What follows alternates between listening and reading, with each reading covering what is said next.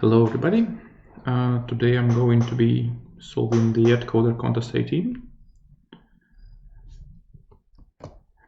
So there is a bit more than 2 minutes before the start of the competition. We have 6 problems today and the difficulty level promises to be doable, meaning that most likely the winning contestants will solve all problems.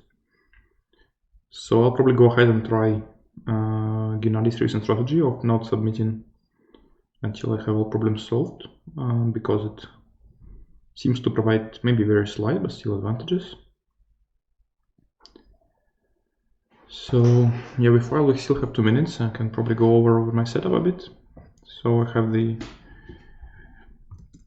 IntelliJ idea for writing the code with C-Helper plugin to make running the problem on the sample tests very easy. And it has a file manager in case I need to copy some files or run something from the command line. Yeah, and finally I'm using Chrome to submit problems.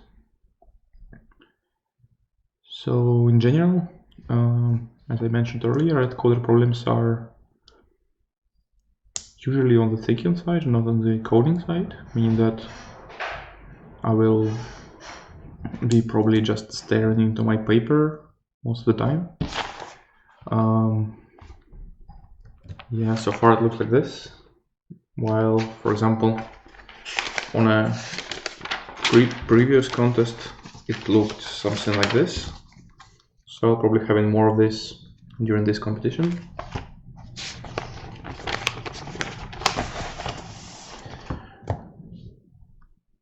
Okay, so we have only 30 seconds to go. Good luck to everybody.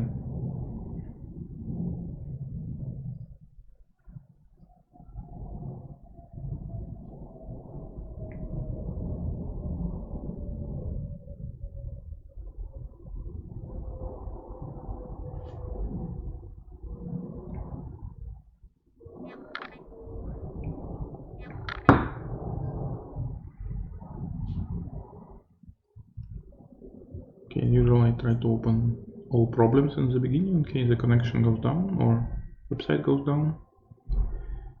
Okay, so let's go in order. There are n balls with numbers. We can take 2 balls, write in the difference. And we need to get number k at some point, not necessarily in the end.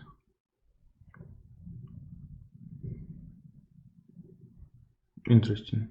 And there are so many balls.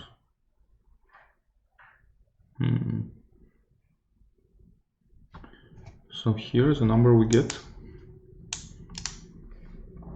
is something like, well, a minus b, and then we can get the difference of this, so c minus a minus b. So it seems like we can almost get all possible sums, but why is it only 300? It meant to be super obvious, but why?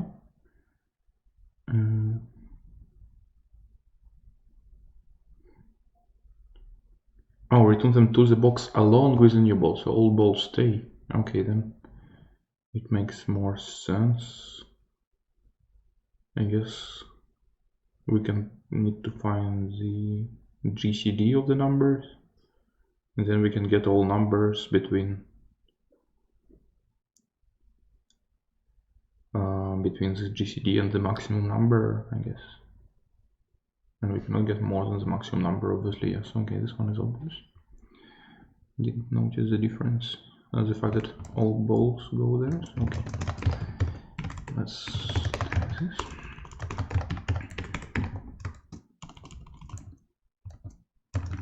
Okay, we'll keep track of the maximum of GCD.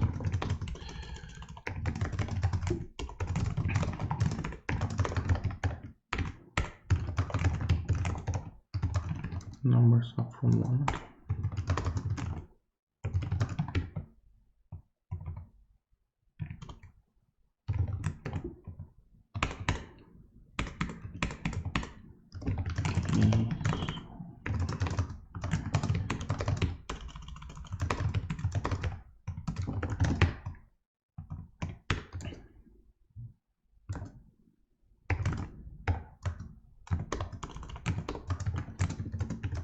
in case also positive, so I have to think about 0. Okay, then we print possible. Otherwise we print impossible. And okay, passes the samples. Okay, let's not submit and just move on to the next problem. So now we have n people and sports. We need to pick some subset, non-empty subset of sports, and for each person has a favorite sport. Each person has an order on sports and will participate only in the most favorite ones. And we need to select the number of sports so there is not that much people participating in any given sport. Okay. So in other words, we have a matrix, and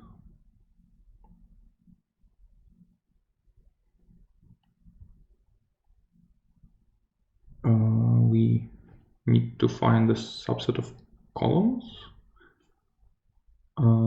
such that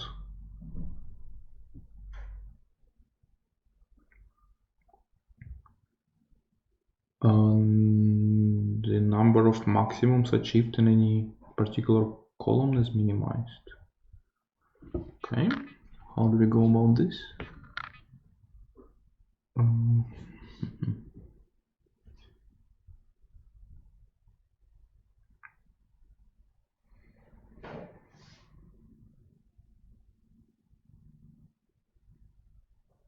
So suppose we take all sports.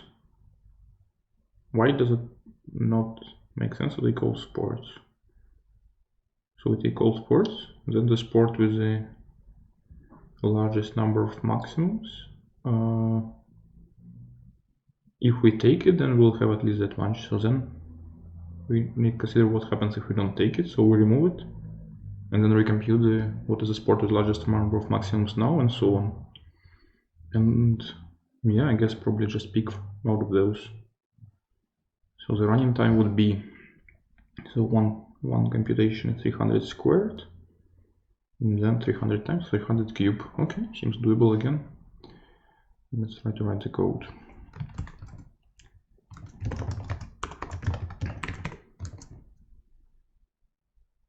The strict that we were given the reverse permutation.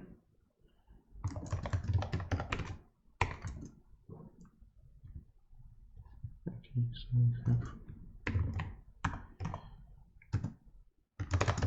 we have a matrix which will be keyed by first by sport and then by people, and so we'll go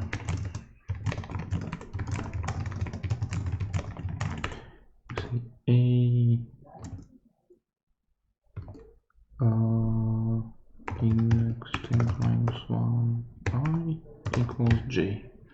So we take the reverse permutation. Basically we say that for this sport and this person, this is the score, and then we need to find the minimums. Okay, then we go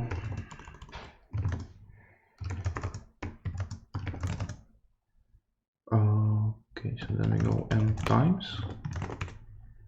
First we find the number of minimums for every sport.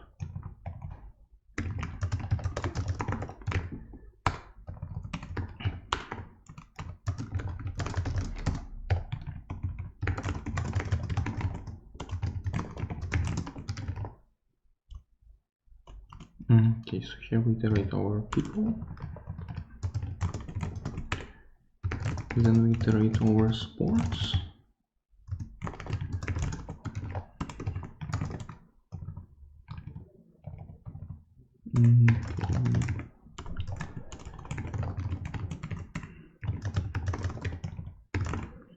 AJI less than min, then min equals AJI and J So now we counted the number of means for every sport. Now we need to also have the answer.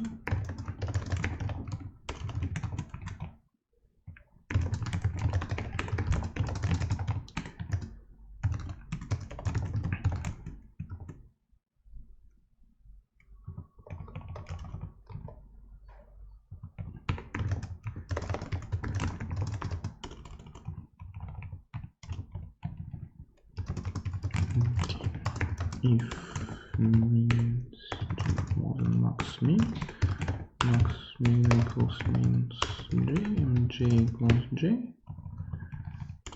Okay. Now ans equals max max mean, and then remove j equals true. And then we print ans. I think that should be it. Reasonably straightforward. Okay, passes the samples. Okay, should be good. Let's move on. Let's see the scoreboard. While it still makes sense for AtCoder. Okay, so in the beginning, yeah, people submitted first 2 problems. Good for them. Okay, let's look at the third problem. So there are x plus y plus z people, and each people has coins of 3 types. And we need to take gold from x, silver from y, and bronze from z. And maximizing the total number of coins. Okay, so pretty natural setting. So we need to take x numbers from the first column, y numbers from the second column, z numbers from the third column, and 1 number from each row. And get the maximum value. Okay, this could be a simple flow problem if we had relatively small amount, but mean cost flow, I guess.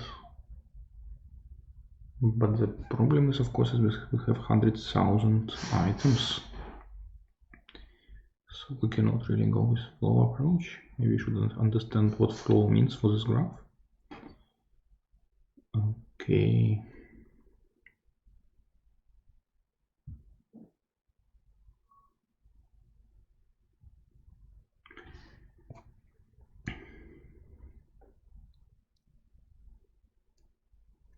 So graph would be like source, then 3 vertices like gold, silver, bronze, then all the people, and gold, silver, bronze we have the capacities, then all the people with the corresponding each having capacity 1 and cost equal to how many coins there are of this type. Negative number of coins. And then we need to find mean cost flow here. Mean cost flow for this problem. So then it seems that first, yeah, we start giving the best costs to people at some point, but then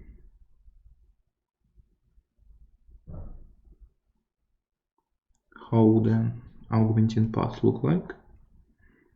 So it would go from source to some type, then to some person.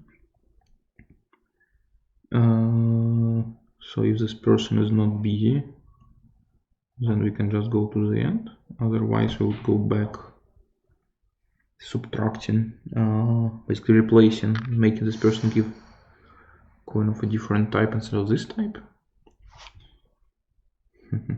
Okay, so this should be easier than somehow I'm thinking for a long time now.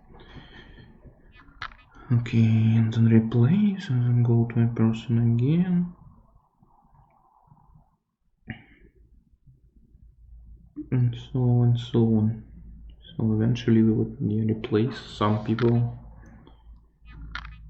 given gold with people given silver and so on.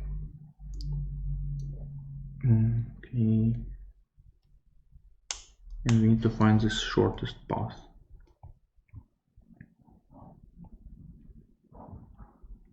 So at some each point, I guess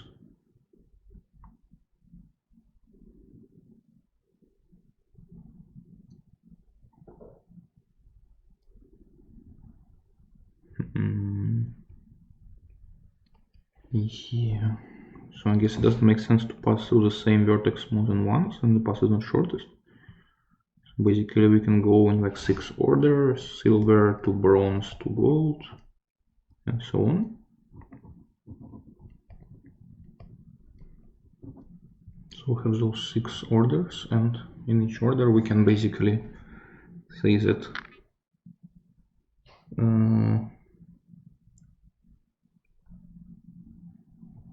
we make certain person take silver instead of bronze, another person take bronze instead of gold, and the final person take gold.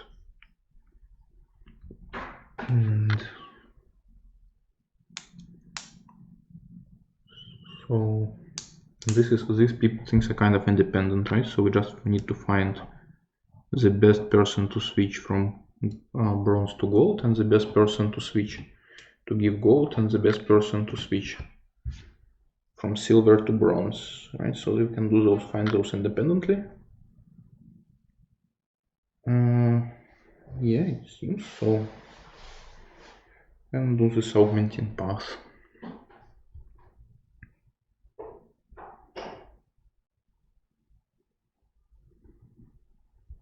And because of the nature that this person must have silver, this person must be assigned to bronze, and this person must be not assigned, they don't intersect. Okay, yeah, so that makes sense.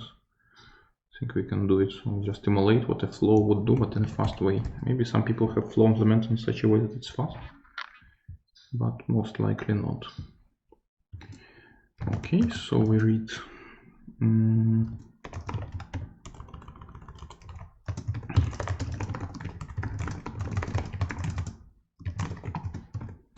we read the numbers.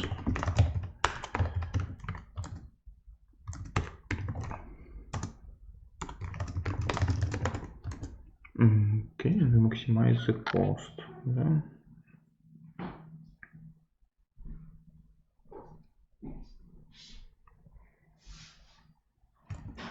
Okay, so this would be 3 times number of people. Oh, yeah. Number of people is just the sum of counts.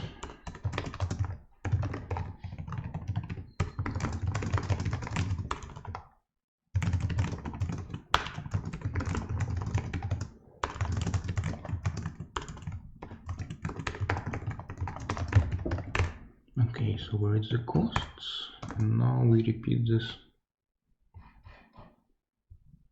Yeah. So we just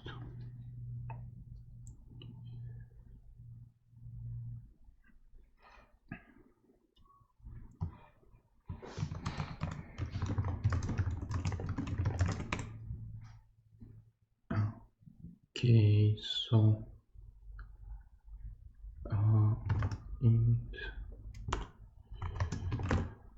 Okay, and then we have what he has now.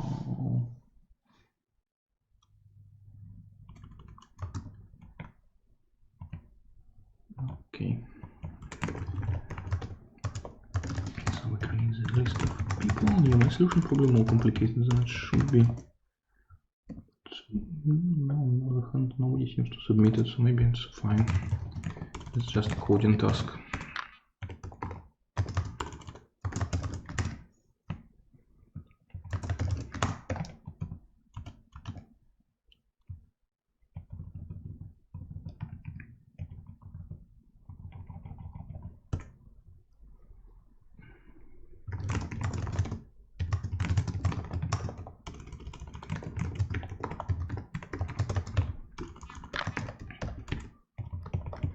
Okay, so we should have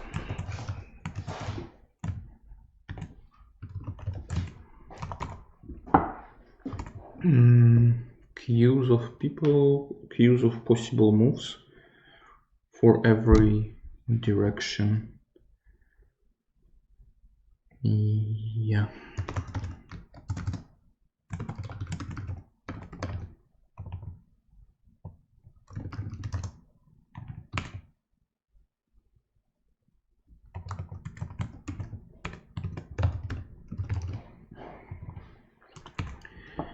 Okay, so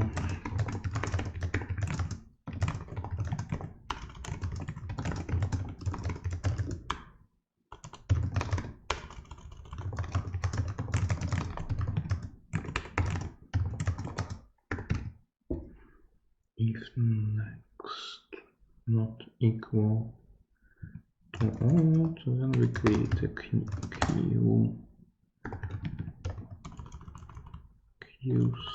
from next equals new. So we create a new queue here. And in the beginning we have queues from type 3 to any other type. Right? For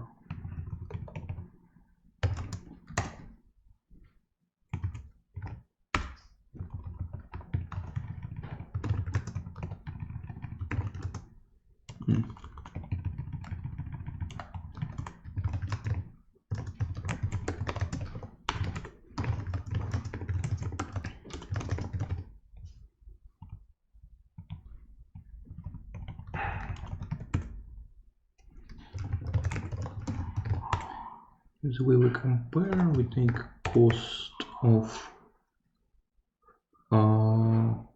new and subtract cost of old.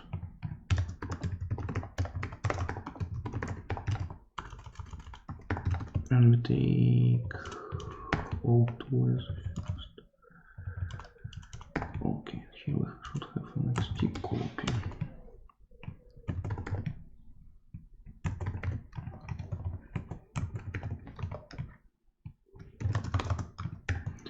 And person also should have its ID so that we can break ties.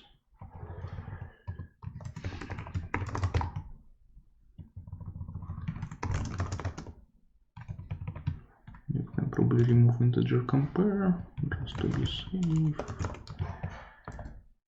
No, this can be, yeah, I guess between minus million and million, so we can subtract, yeah, then z equals.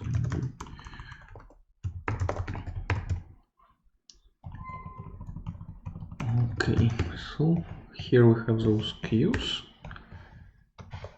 Then we add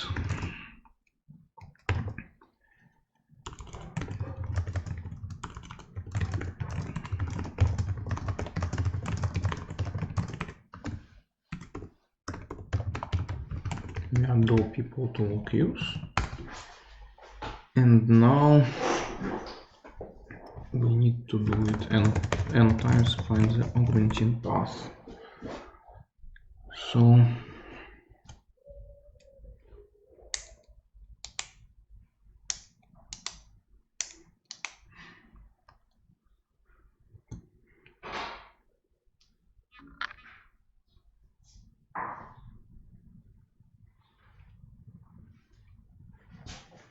we start with some person who must be final unused person, and then we can yeah, then counts represent, we can rename them to go to say the fact that they represent how many we have left.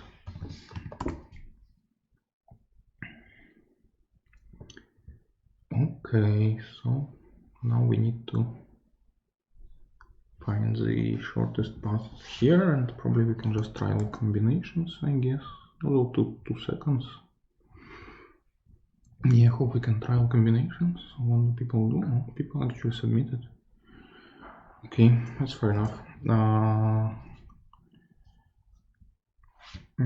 Should be still fine.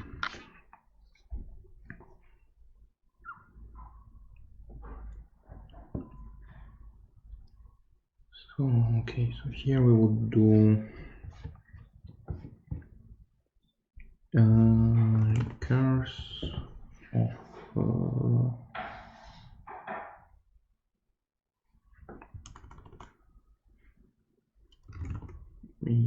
say we just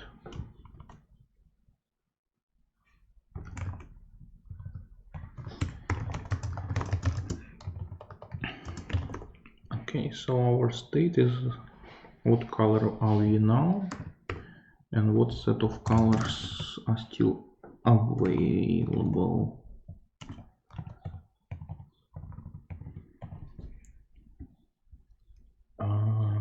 Yeah. Okay, so this we can make variable. This we can make a variable. We publish with this refactoring. Right, so now here we start with color number 3 and available colors are all of them. Okay.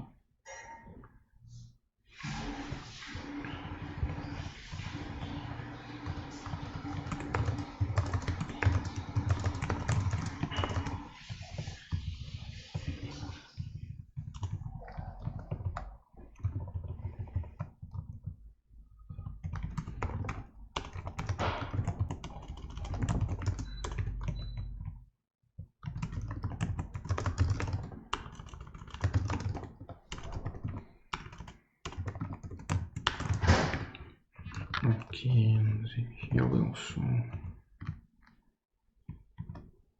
extract field.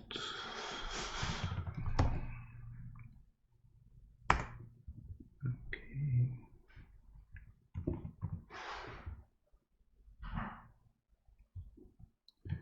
Okay, so this should be moved here.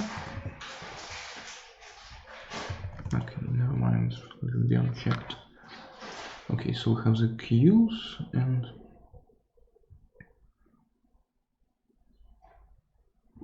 okay, and then we recurse. So okay.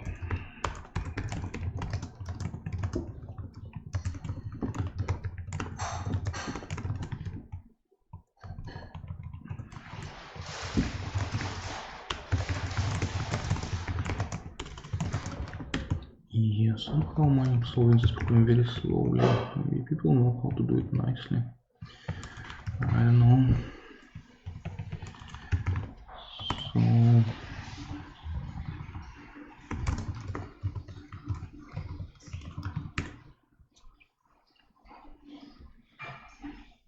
okay, so if color is less than 3, then one thing we can do is finish with this color, right? So we can say if to go C more than 0, then best CAV equals 0, and best VR CAV equals -1.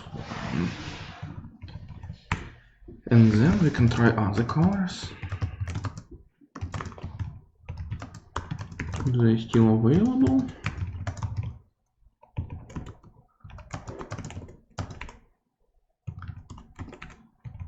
Then what we do is we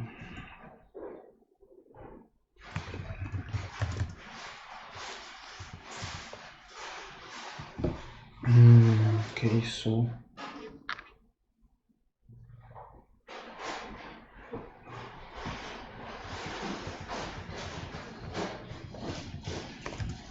use color C to CC first.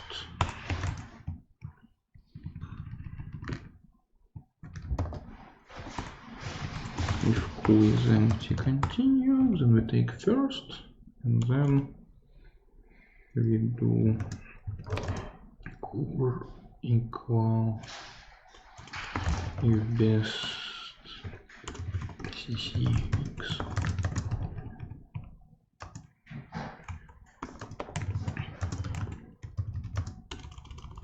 Recurse. Okay.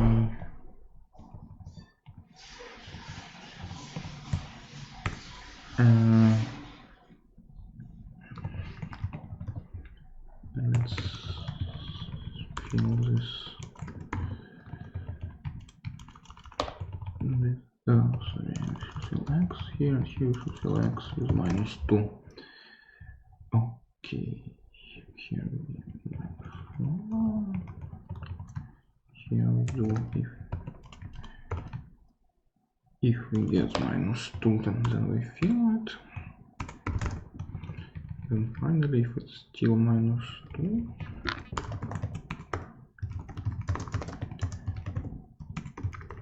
then we put -3, so we don't go again. Okay, so if we get -2, then we recurse, and then we get, so we get p equals to c minus p equals to cc. So c minus p equals to c. Plus best CAVX 1/cc. Okay, and here if core is more than best CAV, then best CAV equals core, and best VR CAV equals CC. Right, so this way we find the best path in some reasonable time.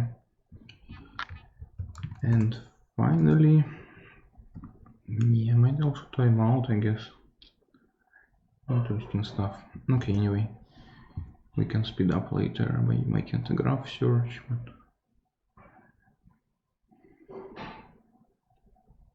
yeah, probably will not be faster. Okay, so we find this combination, and then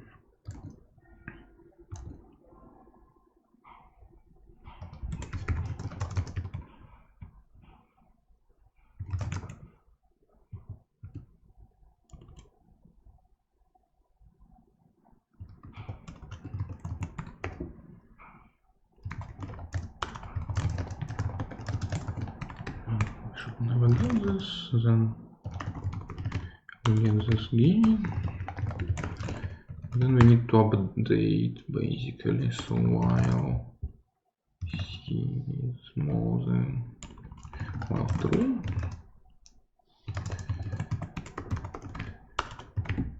so we go to d, if d is equal to -1,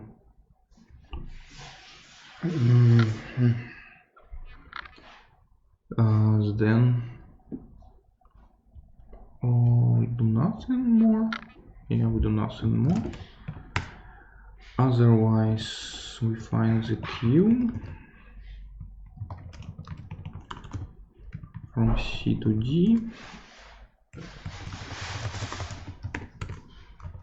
We take the person.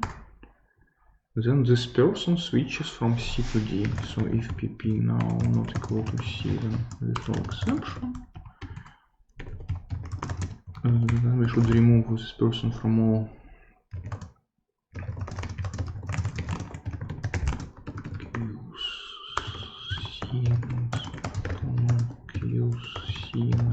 remove person. And then we add person to queues from D. Okay. And then now we get XOR equalizing once with D, it's equals D. Right? Like this. Yeah, like implementing flow but in a fast way. Okay, some different numbers. 18 and 19. Let's see. 4 plus 2 plus 7 plus 5 is 18. Okay, how does it get 19 in this case? Oh, I don't use this to go. I see.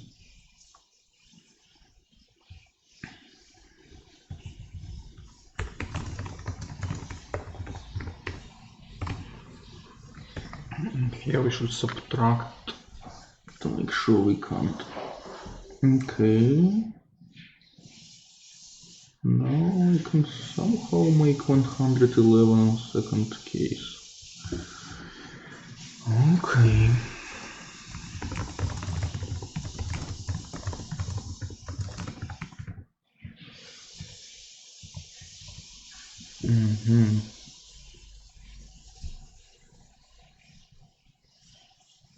No, actually, here I should know.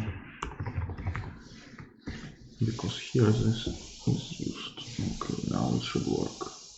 Yay, now it works. And no modulo or something. So we have longs everywhere. Yeah, now this should work. Okay, and yeah. Yeah, this should work. Maybe it will time out, but hopefully we'll be okay. Hopefully we'll be okay. Okay.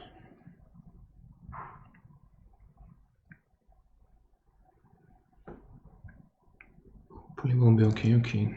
Now we are far behind, so let's move on to next problem. Problem D. Okay, so we have a tree, and there's an edge. Okay, weighted tree, and okay, so now we want to find a permutation of vertices of the tree such that walking this way is the longest possible, right? Yep. Okay, so we have tree and we want to find the longest possible permutation of vertices. That's interesting. So we should kind of always go to the farthest corner and then back and so on. So I guess for every edge, the number of times we traverse it is kept by essentially the number of vertices we have in one of the halves times 2, right? Because we go there and back, there and back, there and back. Yeah, so can we achieve this maximum number always? I guess not. Although for a chain we can, right? So the only thing is where we start. Apart from that, if we have a cycle, yeah, actually that's a good question. It seems that if we were asked to have a cycle, then in a chain at least we can get the maximum, right? So we go from beginning to end to here to here to here to here and to here. So if you look at every edge, we always jump over it as many times. So I guess most likely we can do it. Okay, so let's say we have a star with degree 3. So we start at root, then we go here, then we go here, then we go here, then we go back to root. So here, yeah, every edge can be traversed at most twice, and I believe we traverse it twice here. Alright.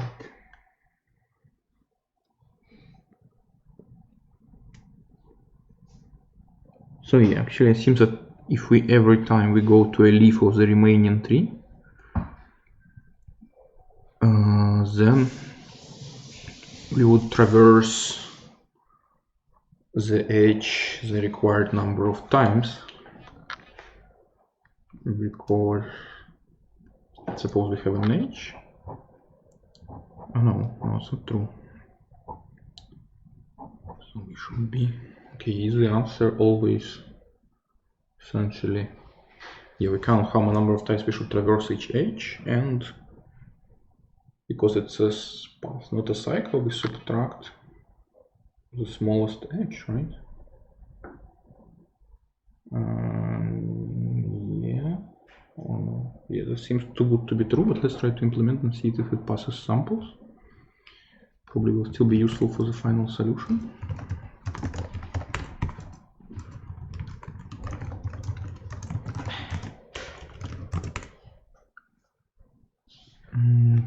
Actually, now maybe kind of, yeah, so basically first and last vertices are on different sides of an edge. Then essentially we get one less traversal. Yeah, so we should put them on the same different sides. Yeah. Okay, let's try this.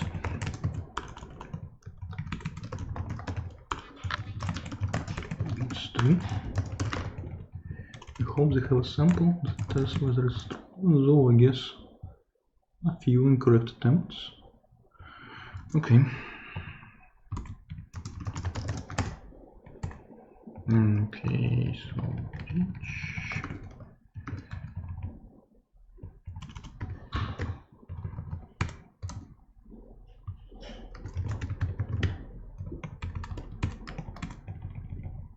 Okay, so here we get the vertices.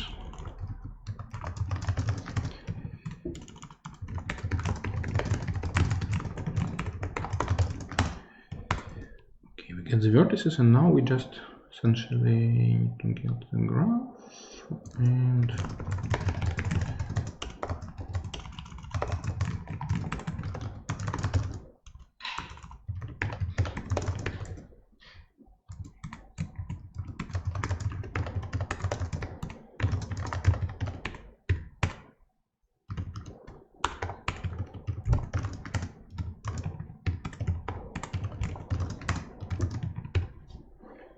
yeah, I guess here we could, in a chain, can we actually traverse this edge? Yeah, we can. What if we want to traverse this edge only once instead of twice? So we start here, we go here, here. No, we must end here, right? So we go then here.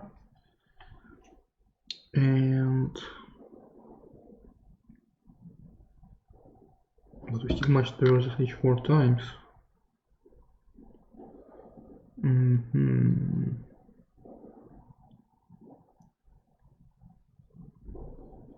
Yeah, this is not true, right? So if we pick 2 vertices, start and end, it means that for a certain edge, if it's between start and end,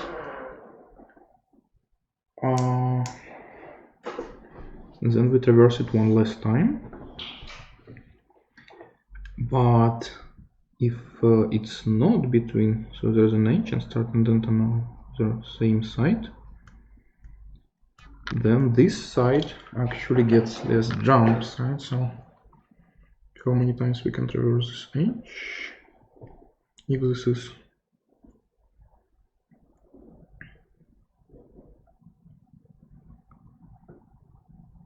for example, if we have just 2 vertices here in this edge, so we traverse it once and then it's only twice instead of 4 times. So essentially we subtract 2. Alright.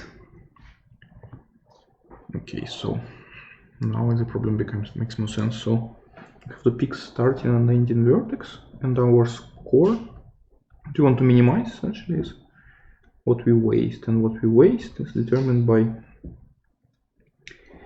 for every edge where those 2 vertices are together in the, so first the path between them, we definitely lose, and we also lose for every edge such that those 2 vertices are in the smaller half, and in the smaller half, yeah, then we get fewer traversals. Yeah, so how do we iterate? How do we find the optimal answer? Okay. Let's see, how do we find the optimal answer here? I guess we should...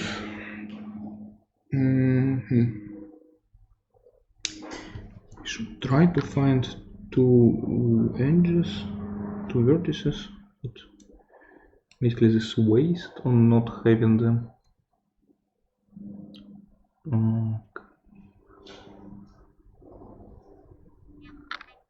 Yeah. So I guess if we root the tree, let's say we root the tree, and now we pick two vertices.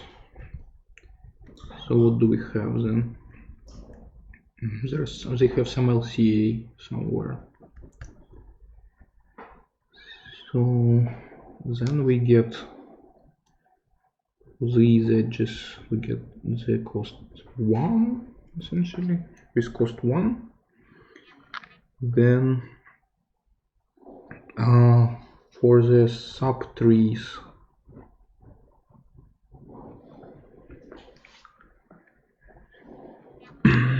if the subtree is more than half, sorry, is less than, no, is more than half. Okay, but then if we root by the center of the tree, then we won't have this problem, right? So if we root by the center, then subtree is never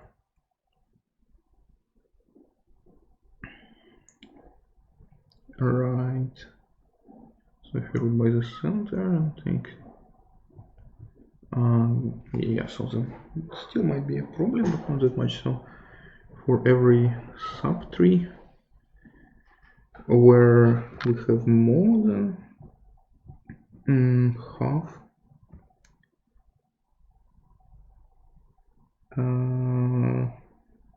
there, or at least by 1, more than half only by 1. The other side of this, then we must subtract because we will jump to the other side.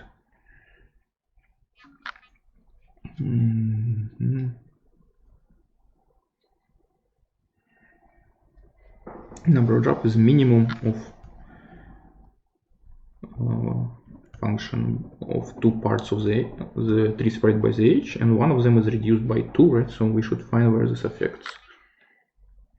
So yeah, so for those edges, it probably doesn't.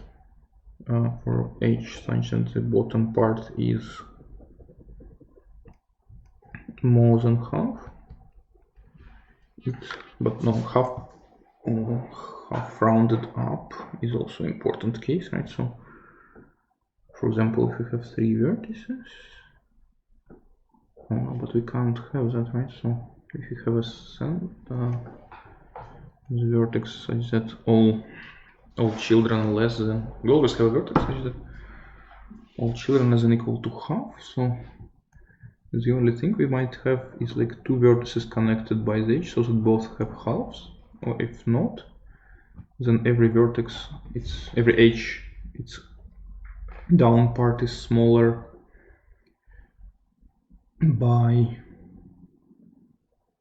at least 2, and then it doesn't matter, right? Let's see. Yes, down part is smaller by at least 2, so it doesn't matter. Okay, I'm pretty slow today. See through. Okay, somebody solves all 4. I still have no clue. Okay, so yeah, if total number is odd, I have a vertex and then 2 halves, then these edges are also kind of special, right? So for them, if I subtract 2 here, it actually becomes less, right? So here I have 5 versus 5 and 1, so that, actually no, it's like 2 times 5 and then 2 times 5 as well. Okay, so that's fine. So that means yeah, so that means I only care about this case where they are connected with an edge, 2 equal halves. And in other cases, I only need to consider that for every edge like this, which has bigger half there by at least 1, if both children are here, then I lose 2 traversals. So basically, then I lose 2 traversals of this, of which, so essentially, so just sum of paths from vertex to root. Okay, now I need to find just 2 vertices with smallest path to root, so it's either to children of root or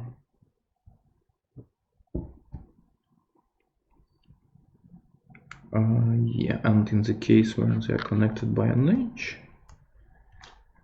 Okay, so if both of them happen to be in one half, so one of them must be root, right? It doesn't make any sense, and the other is just biggest child of root. Yeah.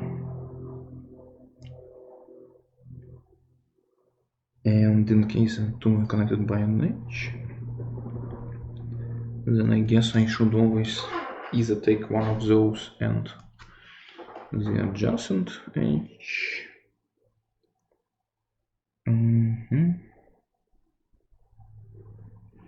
Or I should, so if two are here, then I should get this edge 2 times this edge plus 1 times this edge. Right. Yeah. And if they're on different sides, then I get only 1 times this edge. So it seems to be strictly better, right? Yeah. Okay. So now it's kind of clear. What I'm thinking was required. Okay, but now should be really fast to code. So I need to find the vertex such that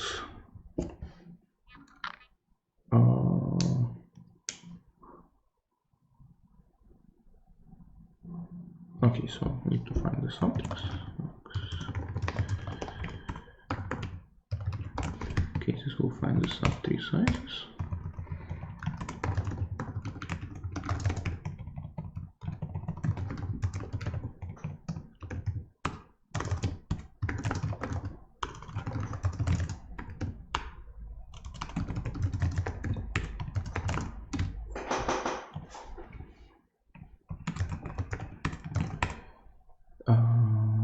Yeah, DFS1 this sub-3 size.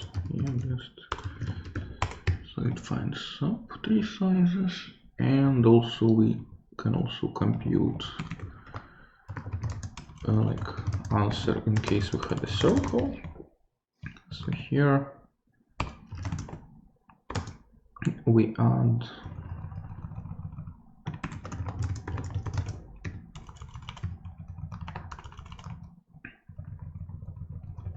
here we have n equals 0, and then we add two results n times. Yeah, maybe should avoid making this static. Probably shouldn't leave two bugs. It looks weird.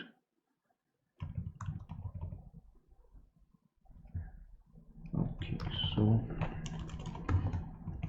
plus dot length times mass mean sub dest sub-3 size and minus dest sub-3 size. Right, so this one's like that. Oh, no, times 2. Okay, so this would be the best possible scenario. So now we should output more than necessary always.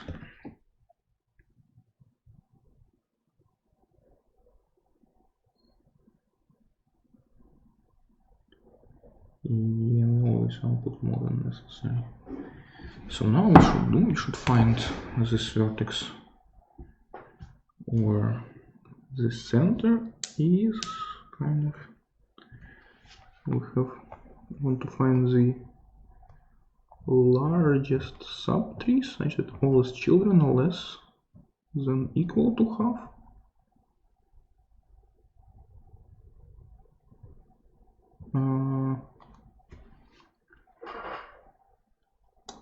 One of them is equal to half. Yeah, it's not any good. Okay.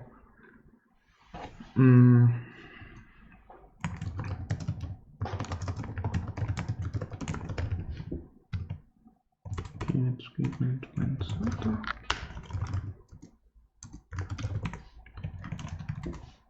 Okay, so we need to find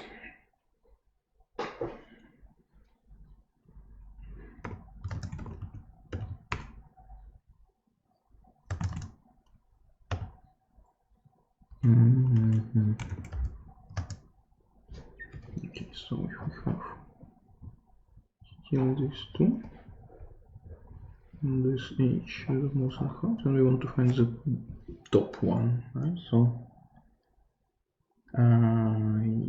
yeah.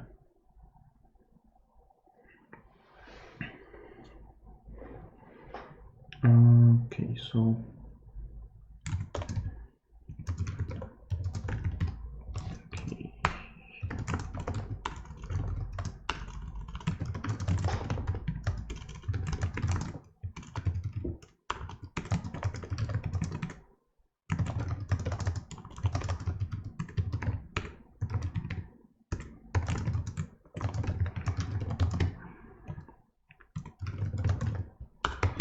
okay, so this should find the largest vertex, and that its subtree size is more than half, and the children are less than equal to half. So now we need to iterate over its children. Okay.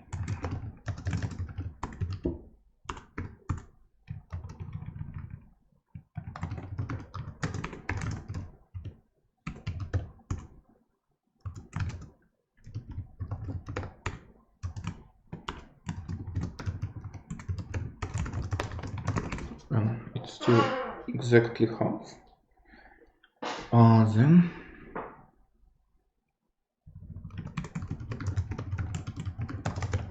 it's the middle edge.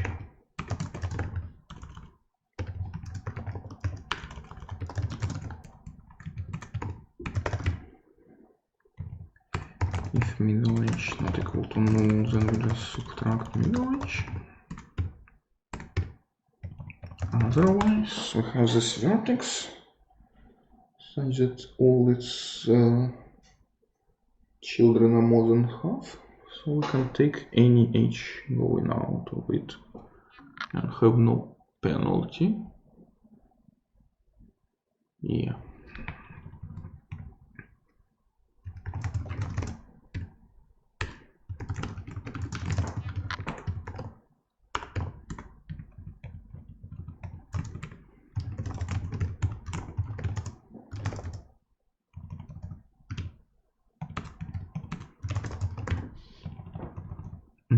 We must have at least one h here, I assume, yeah. Okay, let's see. Yeah, now it works. Yeah, I think it's correct. So let's move on. So far we have some people solving just 4 as I have. And Gennady decided to submit. Interesting. He thinks he might not have time for all remaining problems. Okay, it doesn't make any sense, so I'll just keep going.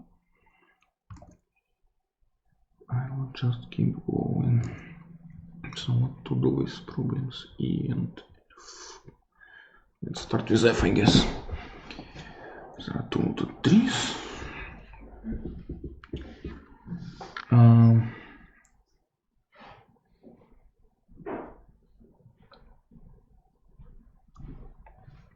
Okay, so we need to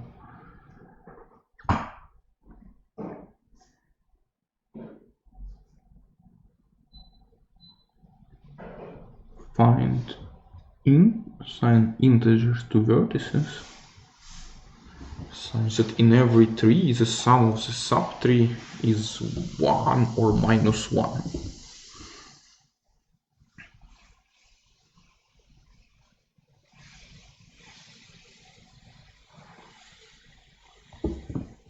Okay, sounds interesting.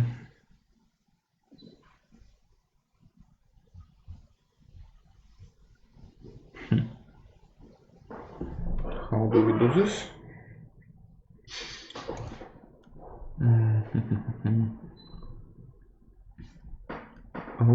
Okay, so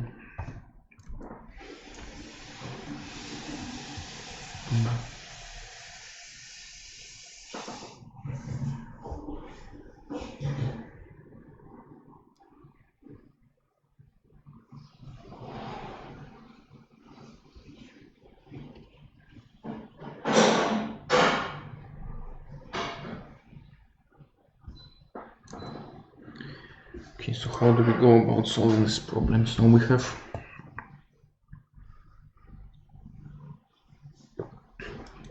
leaves of the tree, they should have numbers 1 or minus 1. Right, then as we go up each tree, for every vertex, we essentially have 2 possibilities to make the sum 1 or to make sum minus 1.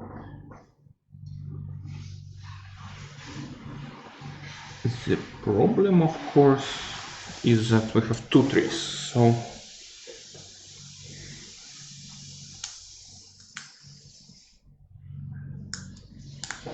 are there any impossible cases? Okay, there are impossible cases. Let's maybe draw this impossible case. So then there are 6 vertices, 1, 2, 3, 4, 5, 6. So 1 is the root. There is an edge from 2 to 5, from 3 to 1, from 4 to 5, from 5 to 1, from 6 to 3. This is one tree. The other tree from 1 to 6, from 2 to 5, from 3 to 5, from 4 to 3, and from 6 to 3. So almost all edges the same, but we replace edges 1, 3, 1, 5 with edges 1, 6, 3, 4. And for some reason now we cannot do anything. This is interesting. The roots of the tree are 1 and 5. Okay.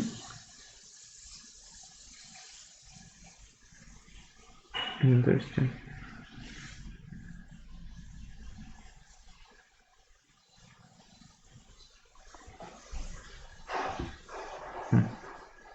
Any submissions of those 2 problems?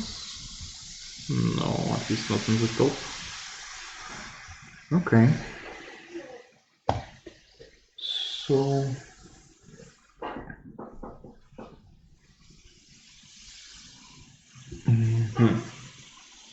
okay, I cannot really thinks he will not be able to solve any of those 2, and I should have done the same, but okay, still have an hour. Should be able to do make some progress.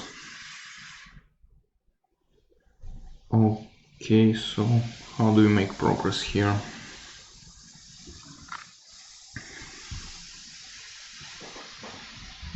Okay, so we have one.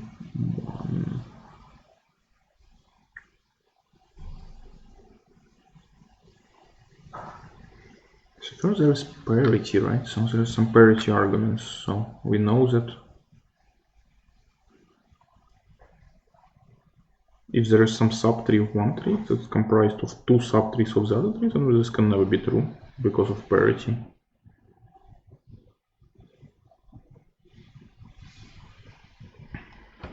And I guess this is probably the case here.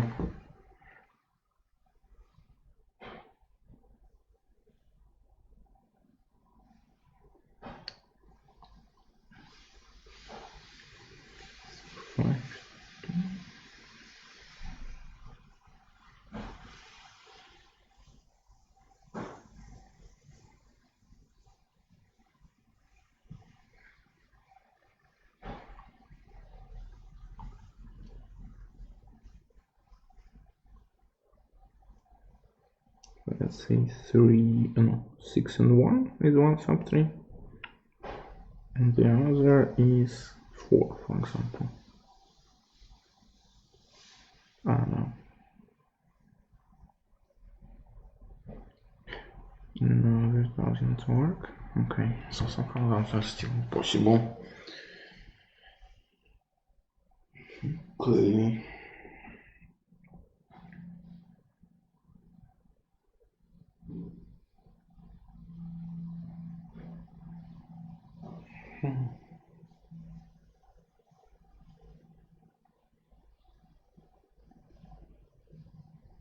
Yes, in each vertex we have a Boolean variable. Is it 1 or minus 1? in the second, x and y, right? Is it either 1 or -1? So let's say -1 is true. So we have two variables for every vertex, and we have constraints that look like this. So to find the value in each vertex, we need to take the sums in its children, whether they are -1 or -1, and the value in this vertex, and then we can subtract and get the value here, or we don't even need to know it, right? Oh no, and that should be the same essentially, right? So yeah, so basically in one tree we have this vertex, let's say negative, and three children are positive, positive, positive, then this vertex must have -4. And the same in the other tree, right? So this is a nice way of looking at the problem. And in the other tree we have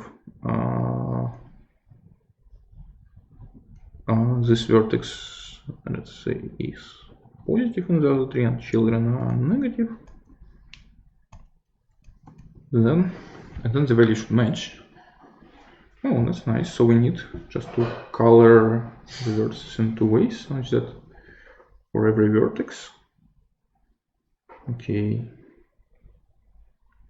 if this vertex is chosen, let's say chosen means negative, so the value is 1 minus 2 times chosen minus the same for all children, 1 minus 2 times C1 minus 1 minus 2 times P2. So essentially we have constraints like, so this should be equal, so it means that, oh yeah, so basically it means that also the degrees of the vertices, yeah.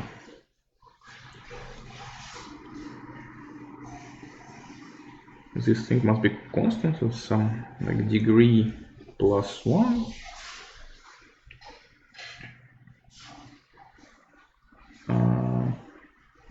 plus 2 sum of children minus 2c. Oh no, sorry, degree minus, sorry, 1 minus degree plus 2 sum of children minus 2c must be equal to, for those two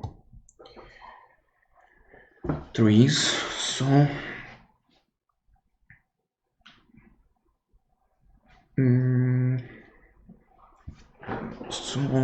yeah, so first parities should match with degrees. Okay, so I guess if this if numbers of children have different parities, then we have no chance, it seems so, right? So for example here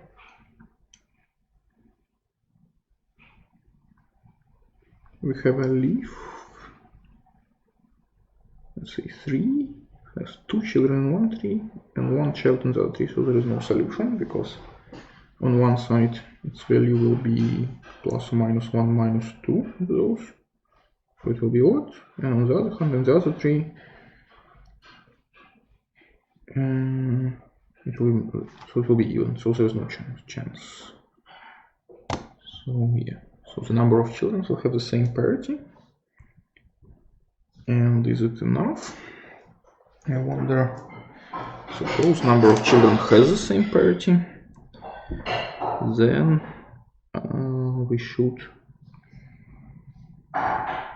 assign this number, no.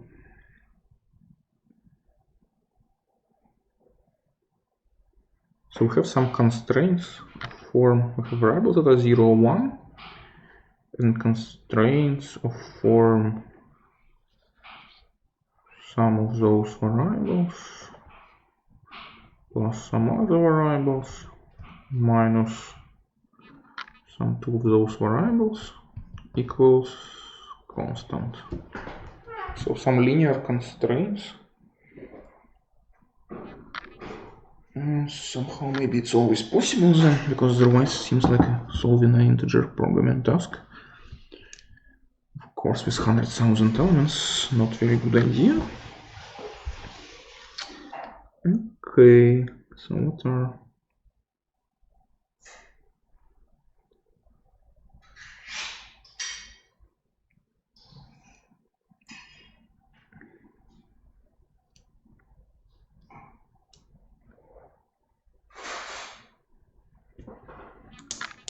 So we should color the vertex again in 2 colors.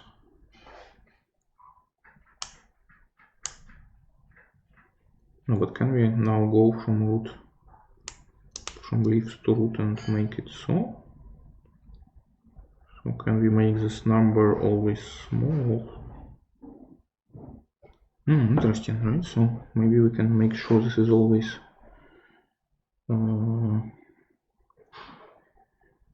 this number is always something like 0 or 1. If we have the right parity, and we can always make it 0 or 1, then it will be equal 0 minus 1, I guess, because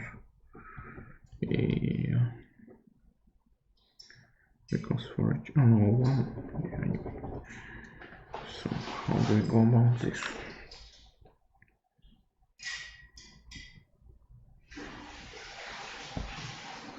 Yeah, I guess we can. Nothing stops us, right? So we kind of assign so we go from root, it must have 0, let's say. We can assign 1 here, and then the children, we know we must have some minus 1s and some 1s.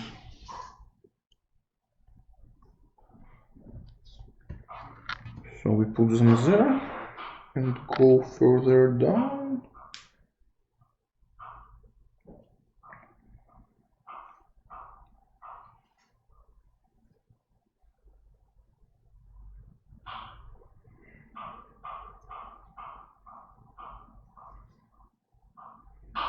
So if the vertex, the problem is when we go to the very end, and the vertex, we know that it must have, the problem is the vertex is a leaf in both. No, in general, like the problem is we can force the values we want, 0 or 1 in each vertex, I guess, until we reach the leaf, and there we might not have the freedom to decide. No, but if you have one child, this might be must be minus 1. So then, yes, and 0 and minus 1 there.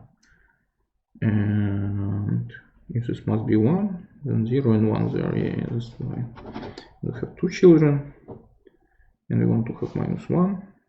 So then here we must have, if we must have 1 here,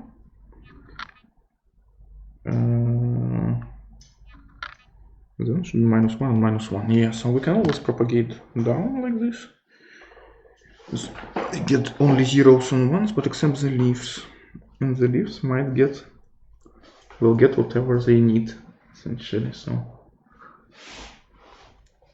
when for every vertex we decide whether it would have 1 or minus 1, we can decide for all inner vertices. But then in leaves we get what we get. That's kind of the problem.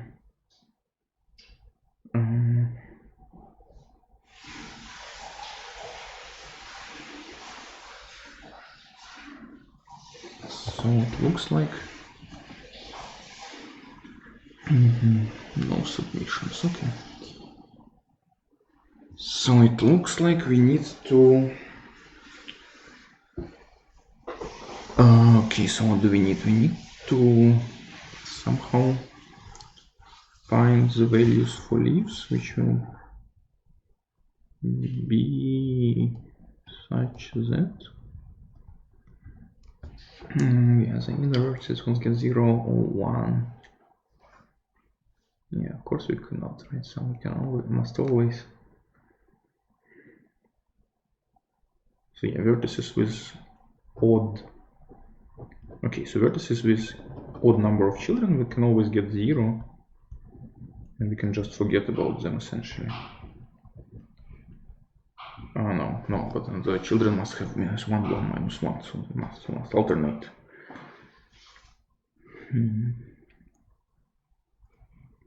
But if we rule the tree and order the leaves in sequence and then assign alternating -1, 1, -1, 1, -1, 1, -1.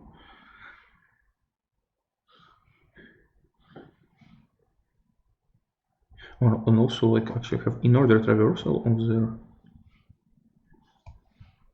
child nodes and all the nodes of even degree of even number of children have this in order traversal. Then or pre-order, actually any order is fine.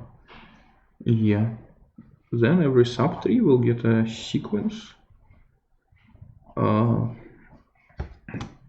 alternating ones and -1s, so it will be nice. The problem is only can we, those two orders cannot match, right? So we have one order in which they must alternate and the other one, so we might not be able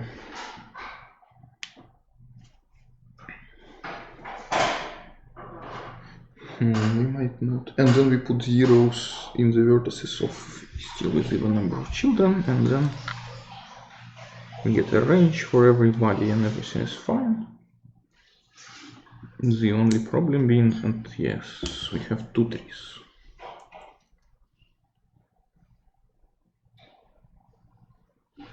So how do we overcome this?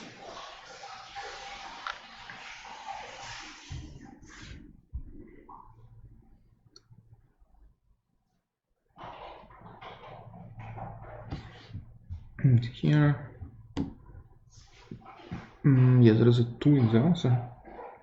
It's suspicious. My solution never gets 2s. So far. Okay, so yeah, it looks like I'm quite close, but maybe not. So we have those subtrees and we want to assign numbers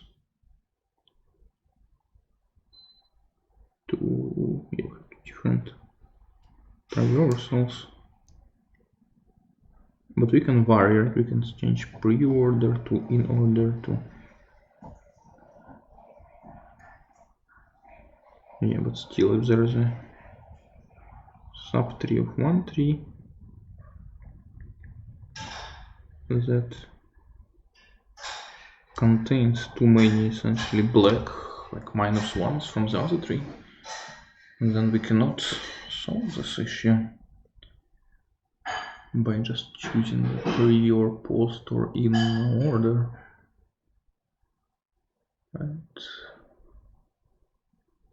Yes.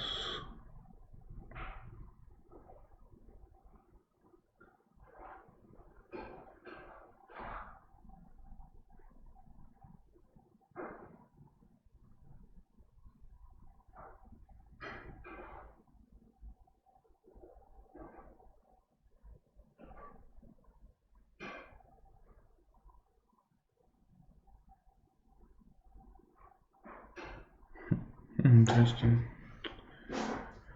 So yeah, we should do something with 2 trees. So like split into alternating loops or something like this.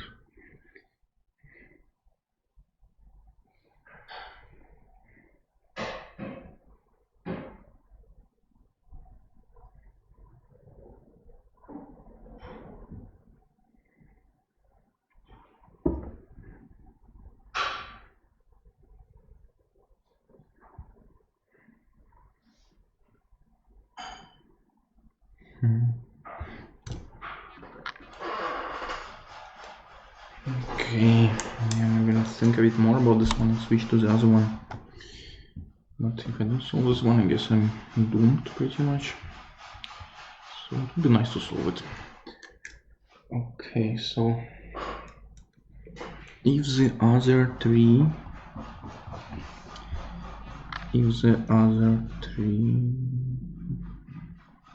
Premises can be quite indeed, but we have a lot of freedom. Doesn't seem like it should be problematic.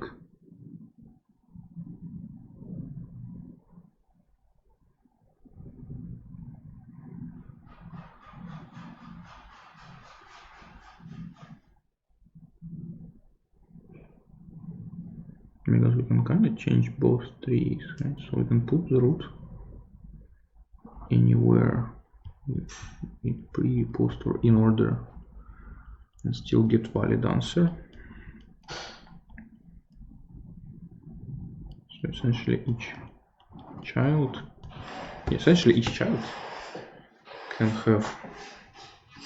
can choose almost, but we can also go in any order. So much freedom. Probably always possible in this case, but how?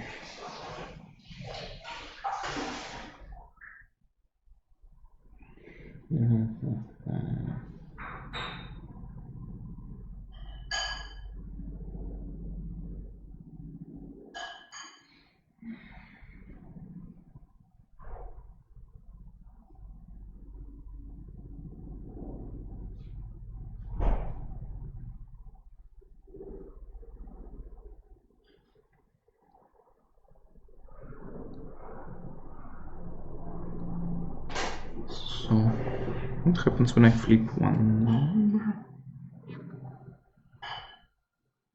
Yeah, what happens when I flip one number? It changes.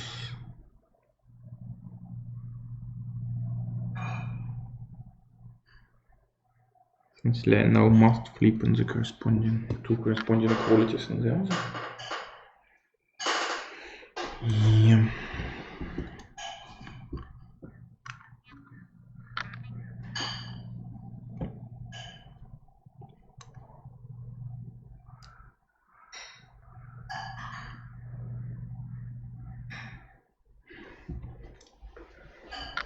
Okay, so I should pick two like matching orderings, matching reversals for the trees, so that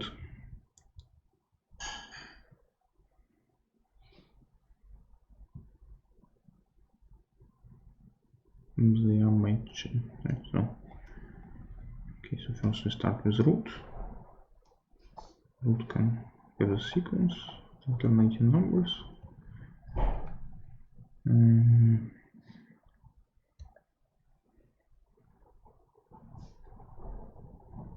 Then, if roots are, for example, both even on degree, then I should split into segments in one and the other, such that the total amounts match, right? So that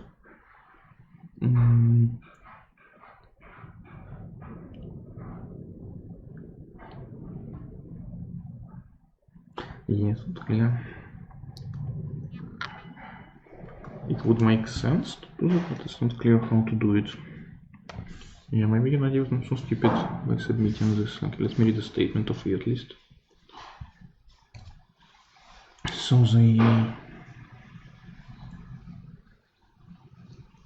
there is a grid. We should start in a rectangle, have lunch in some rectangle, and finish in a rectangle. And those rectangles go strictly increasing.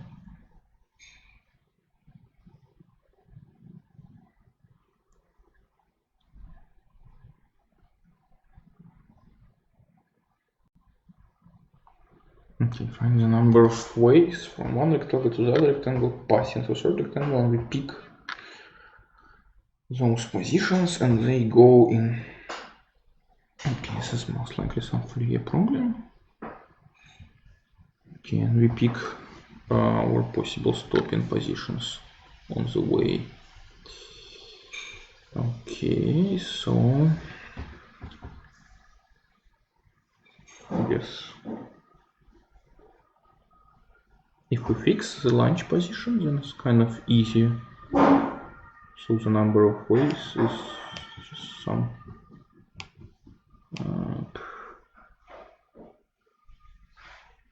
between A and B vertical moves, between C and D horizontal moves, and combine them in any way. So we can count this.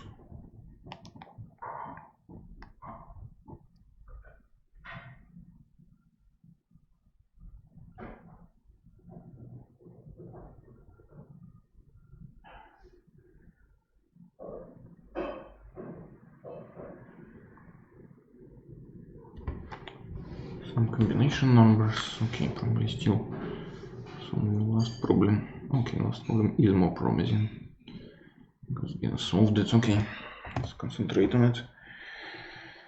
So how do we go about solving the last problem? We have those two trees and some numbers, -1, 1, -1, 1. So we want to put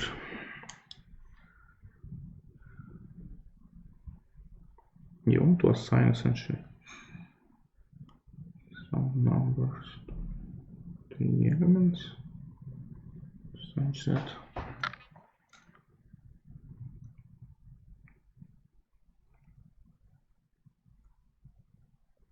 okay, so what are operations that do not change the deltas for one tree? Are there such operations? Yeah, I guess we can take any path and now the alternating numbers like -1, 1, -1 pass from leaf to root. And all that changes obviously the. Okay, so yeah, if we want to flip the child, we can do it. Only we need to change everything on the path to root. Alright. No, increase. That's right, so our child has, we want to flip from -1 to 1. Then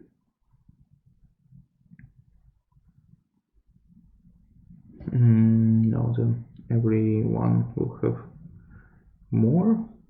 So yeah, if there is a path of -1s from root to child, we can flip it all to 1s. That's pretty much all we can do.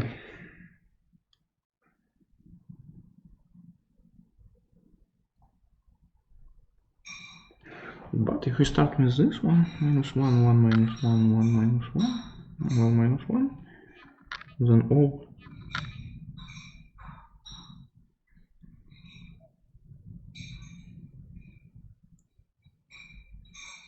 children, all other vertices will get. Oh, no, not necessarily. So if it has -1, 1, then we get -1 for it. Yeah, still not clear. Yes, I'm being stupid again. So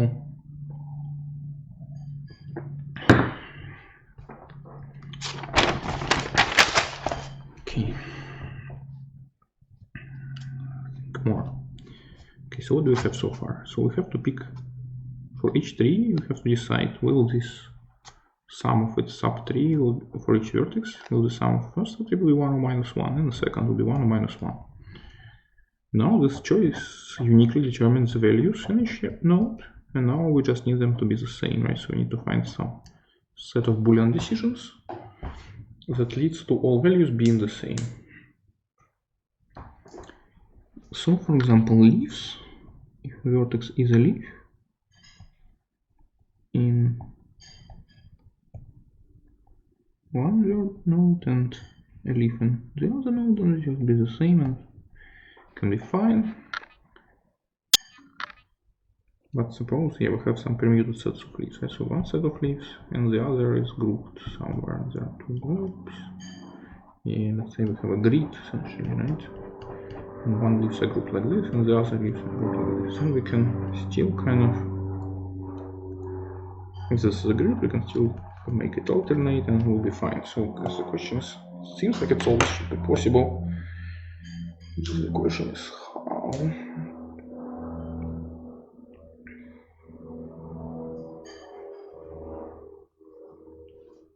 So we start by saying that switch leaf isn't kind of two trees. We start by putting some leaf and let's say he has one. So now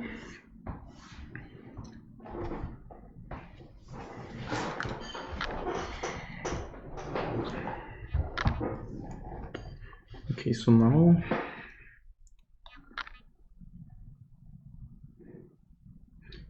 yeah, it seems that this should be always possible.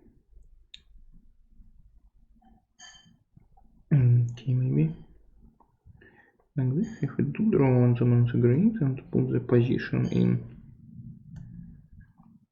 pre-order as the index, so we have some traversal, two traversals, so we have this permutation. What we need is the sum of horizontal. If we do it horizontal sum of all vertices, it will be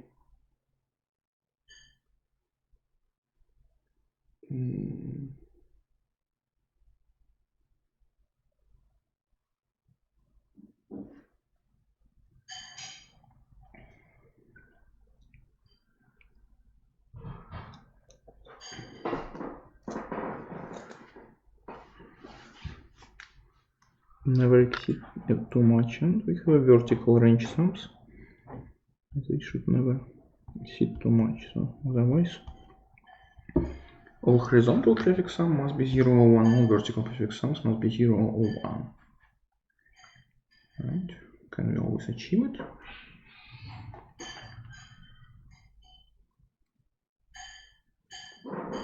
Yeah, that's actually a good point. If all horizontal prefix sums are 0 or 1 and vertical prefix sums are 0 or 1, then we are done.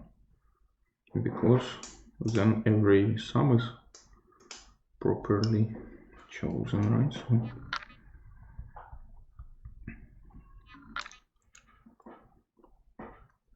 yes, so the question is, can we assign such values? Not all horizontal vertical prefix sums 0 or 1. It's not possible because then we get unique kind of order from vertical sums. Now horizontal sums get whatever sums they want.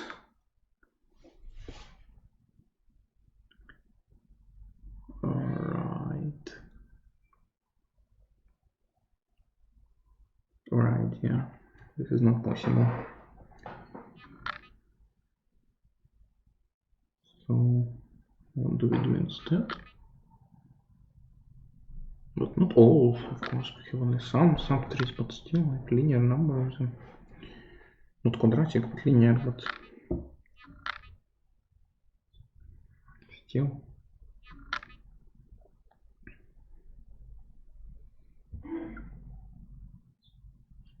It's not clear.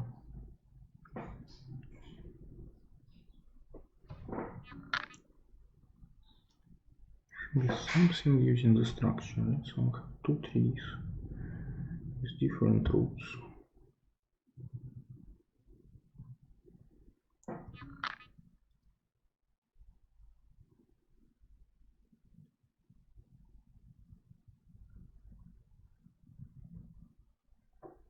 Well, the roots, yeah, roots matter because we compare the vertices with all the children, right? So once we take the what we got for the children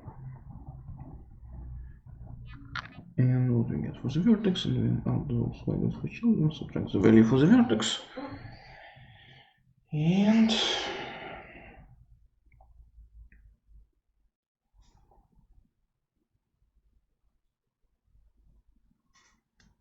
I suppose, yes, of course.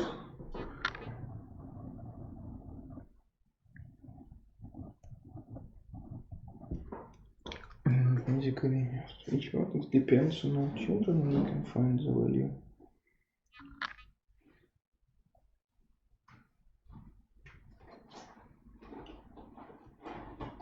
In principle, we can always find Actually, yeah, while they have different rules, we can always, so let's say we assign numbers to some.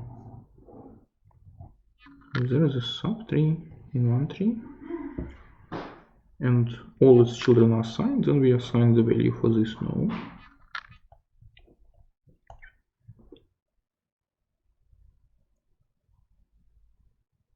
And then the subtree in the other tree, all its values are assigned, then we assign the value for the corresponding node. So the only problematic situation, if we have for some node at some point all subtree in one tree and all subtree in the other tree assigned, right?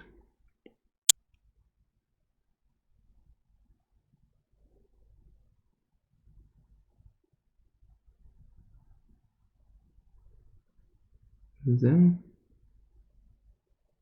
yeah, but then it will happen many times. I should have submitted the 4 problems. It was really stupid of me. Guess what do I do? Do not submit in this case. That's kind of the point of the strategy. To save the rating. I guess so, right? Okay. So, yeah, but I should solve this problem. Come on. Still 35 minutes. So, we have some children and they induce the value for this node, right? So,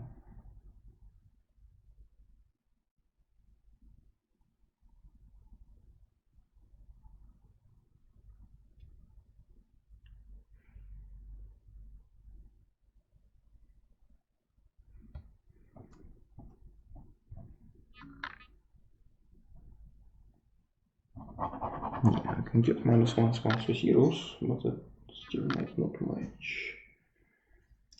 I cannot get ones. I can get ones in all middle nodes, but that will lead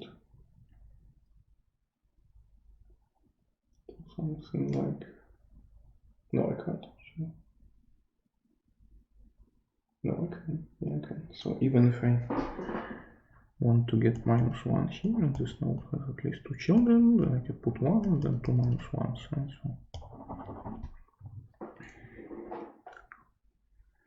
So yeah, actually I can always force any values in the middle nodes. But any values for the middle nodes uniquely determine the values for the leaves. What if they don't match? What if they don't match?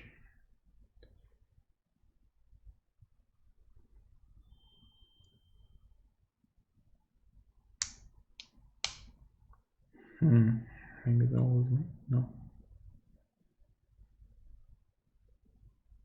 It's not even uniquely, because as soon as the vertex has more than 2 children, then I have freedom.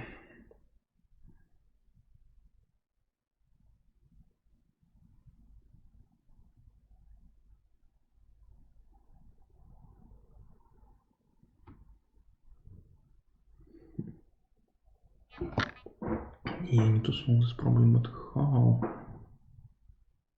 Yeah, people solve that. Come on, pull myself together.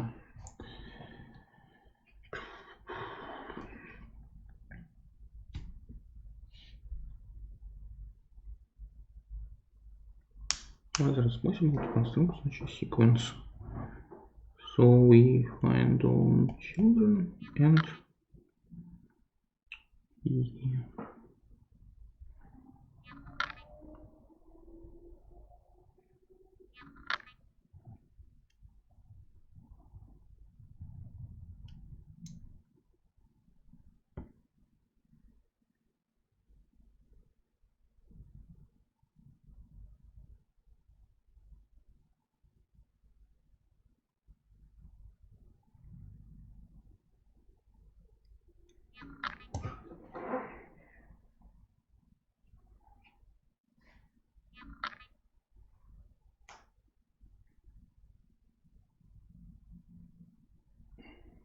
Remember the list of one tree and not list of the other tree.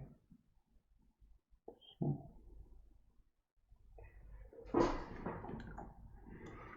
Okay.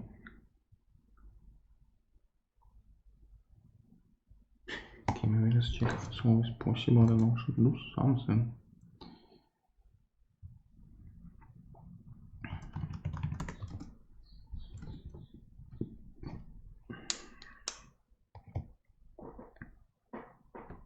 Okay, let's write stress test. Be reasonable thing to do.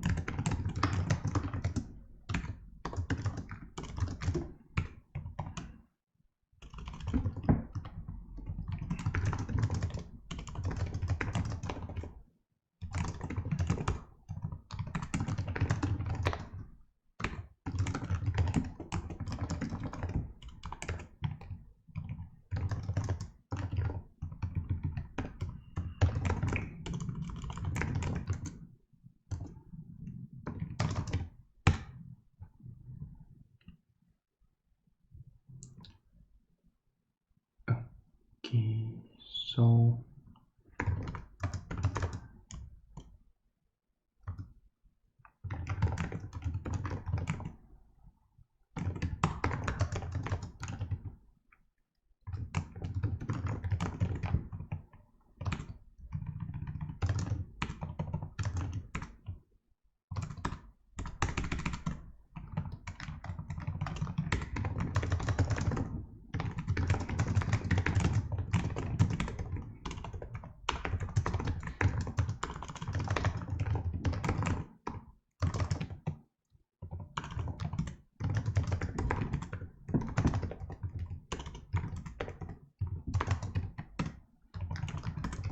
okay, so generate to run the parameters.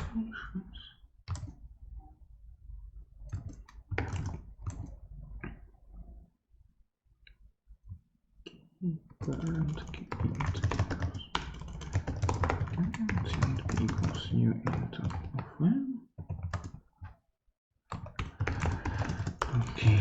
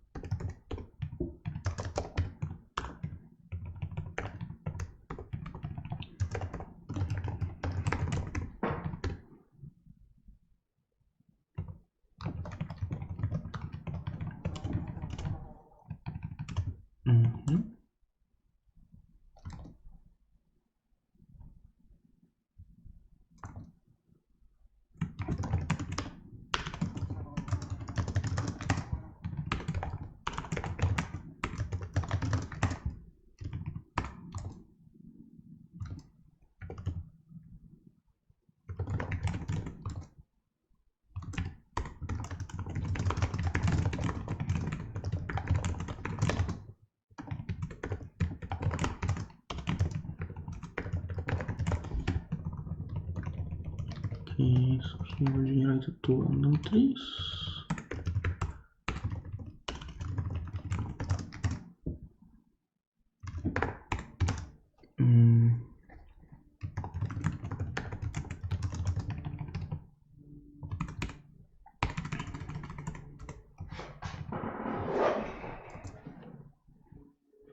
Okay, so this one.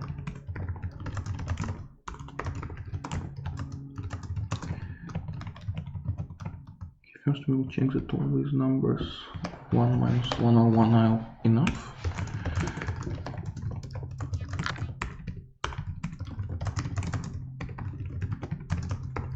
Possible, right? So now also 1. Max ups.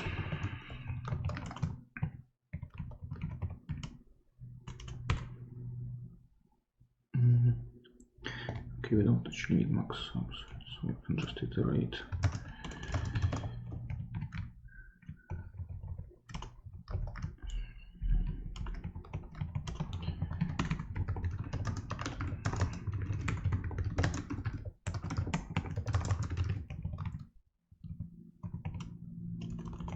C 0 plus C equals false, C 0, 1 equals false. C, if C not equals C, 0, 0, 1, throw beyond an exception. Okay. Now just iterate over.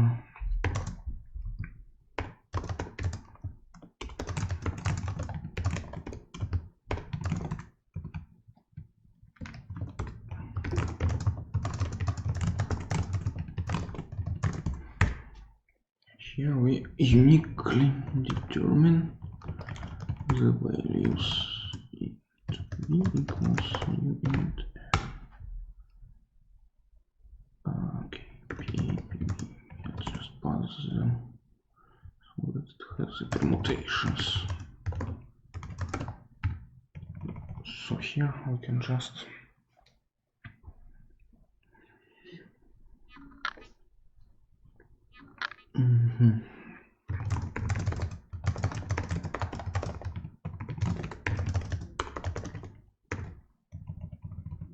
okay, so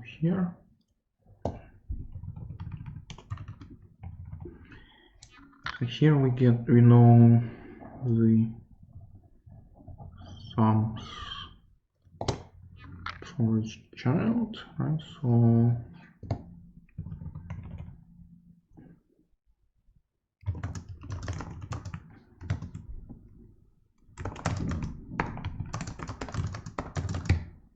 okay, we get the sum, and now we should sum of children.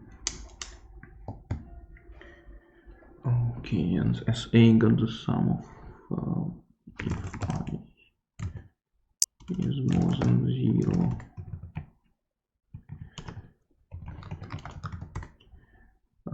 then say AJ plus equals CS, so this is like a sum of children, and then we get this node gets SAG equals CS minus SAG. And then we get the same for B. Okay, PB, VB, SB, CS minus SB.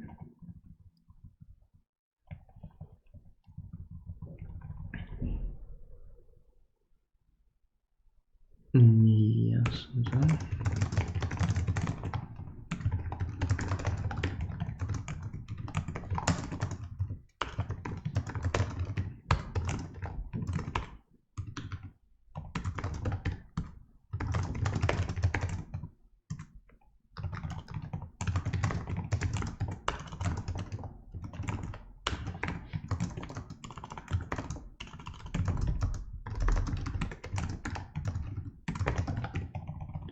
okay, so let's see. Generate some cases. Okay, so we can always do zeros and ones, it looks like. There are some cases with possible, some with impossible.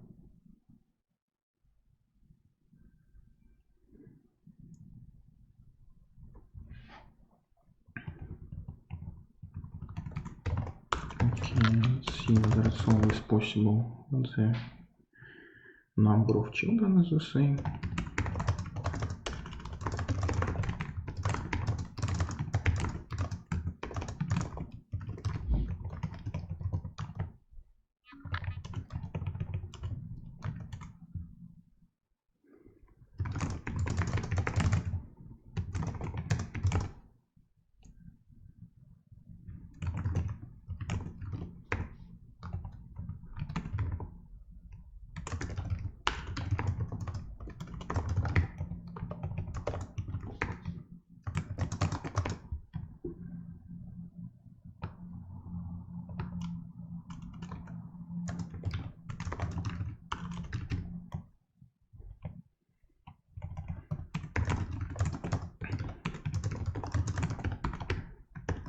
Okay, so let's see whether the degree parity is the only limiting factor. Okay, yes. Seems true, right?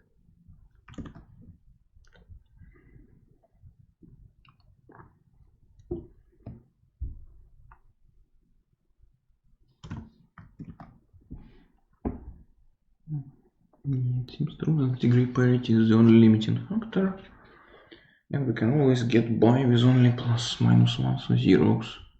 So my hypotheses are true, but still I don't know how to make a solution. It's a pity. Yeah, no.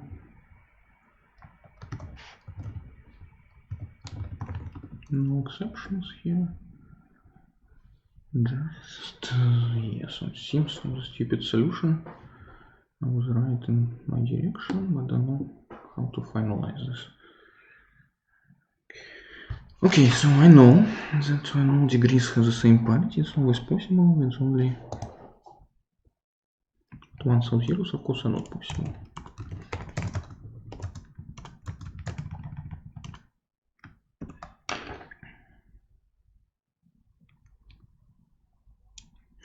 Yeah.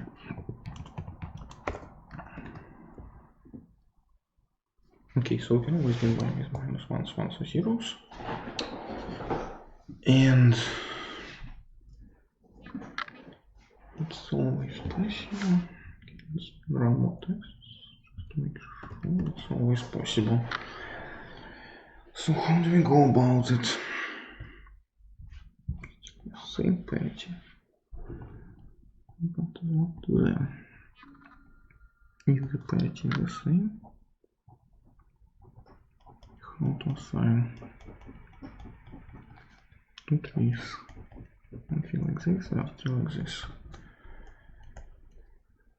Okay.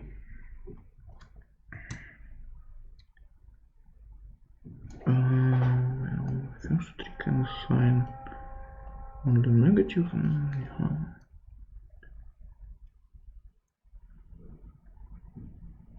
So we can get one tree, lots of freedom for one tree, but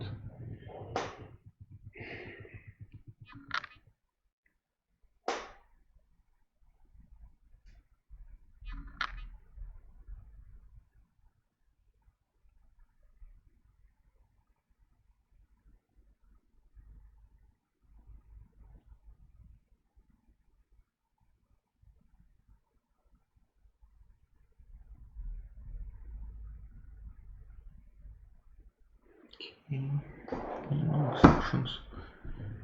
This seems to be true, but still not clear.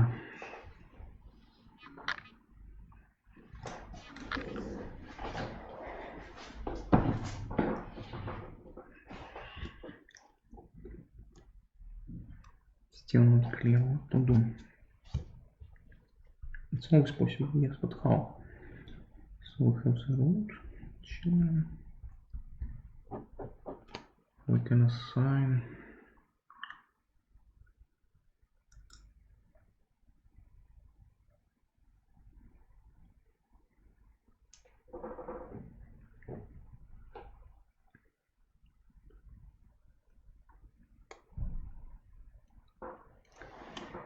yeah, it's always possible. So we can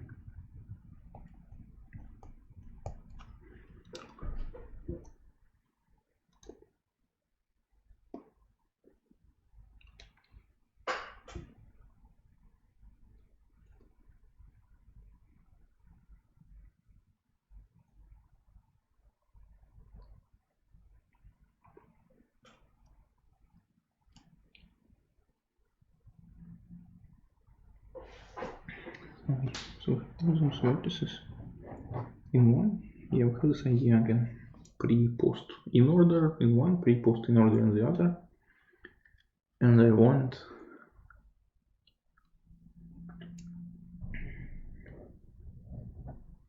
essentially if I have children and the vertex, I can flip any of them, any subset of them, right? By putting this before, inside, or after. I can flip any of them. No, there are some amounts of no, if I only look at subtrees within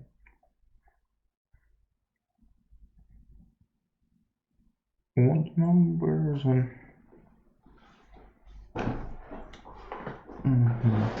yeah.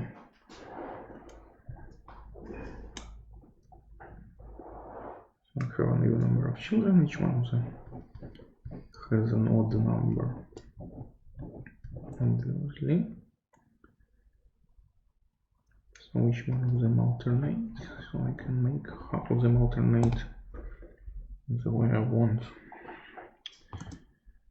To do is this. Should I submit it 4, I will be top. Now with 4 I will be very bad.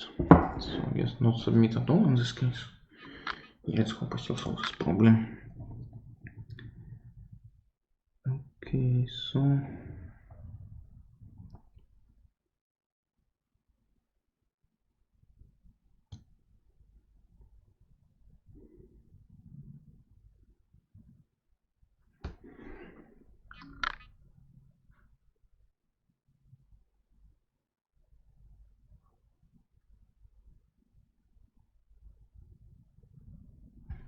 what to do? So I have all those children and must assign plus or minus 1. What?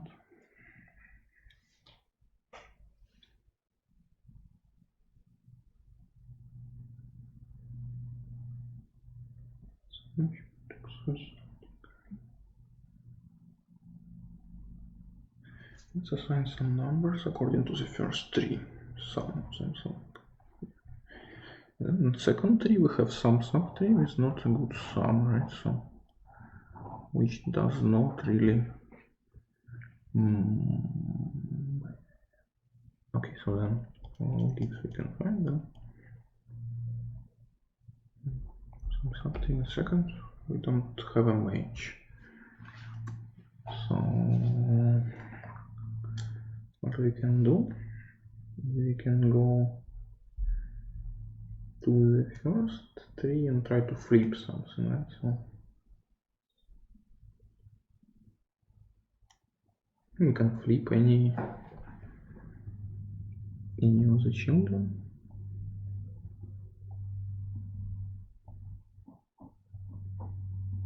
Yeah, and then we get the right value here.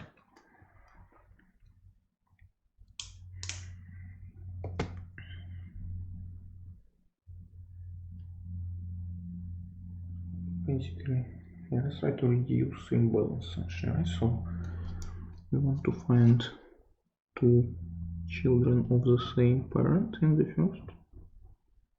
Yes, yeah, so eventually we have those things with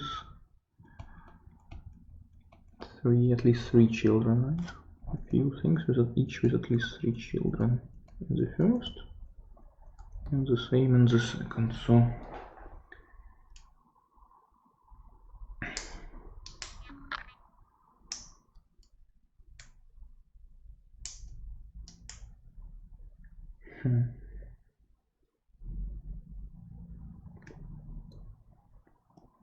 something modulo 3 maybe.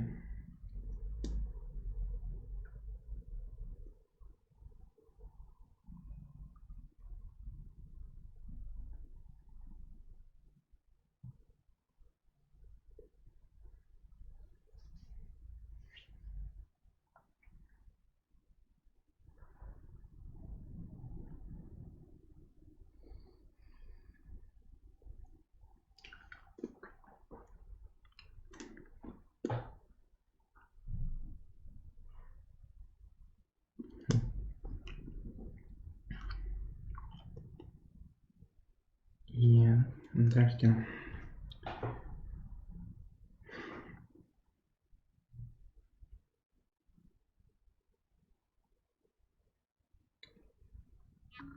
So what to do with about this problem? Again, I have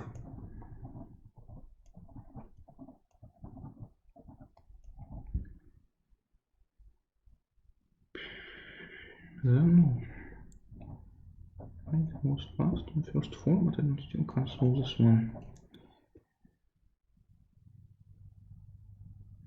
Need to think about the problem differently, but how? So many ideas that seem to almost put together, but quite. So vertices with even number of children. With odd number of children, we can handle the other formulas with even number of children because I can get 1 and minus 1, and we can't really.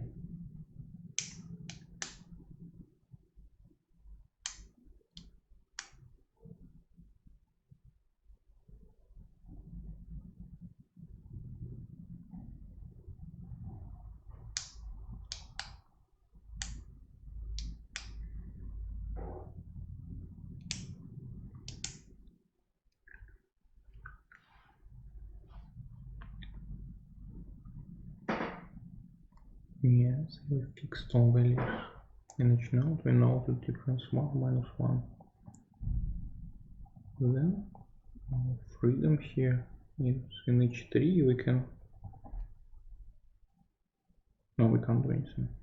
Fix, we know everything, right? Right. So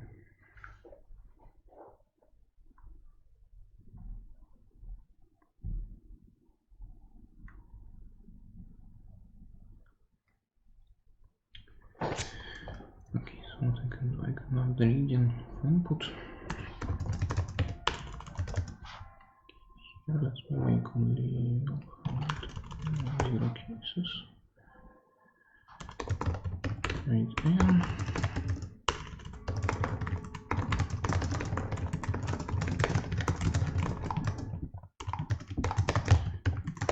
Okay, we read the input. Then we calculate the degrees like this.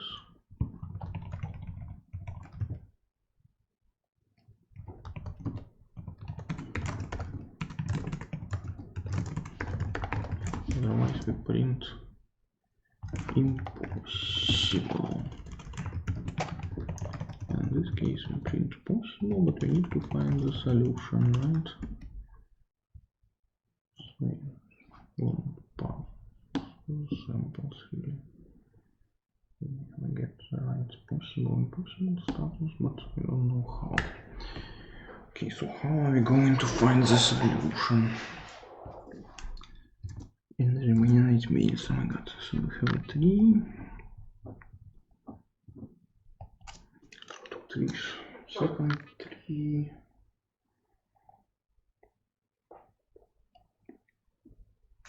Okay, we can start by building this.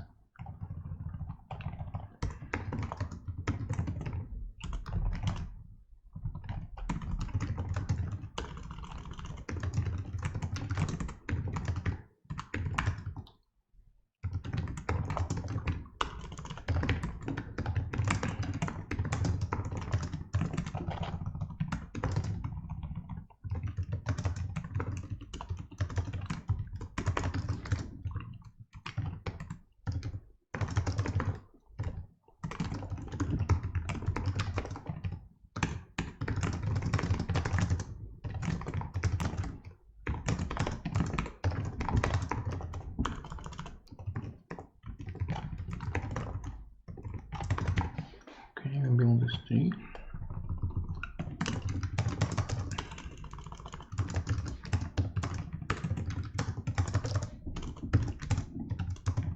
Okay. Now we need to traverse them somehow and find the assignment. Can we?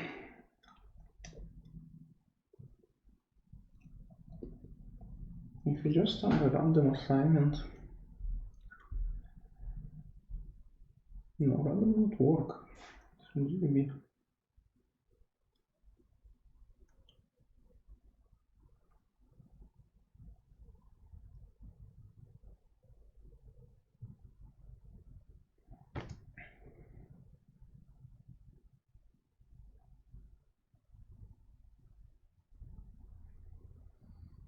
fixed the order now.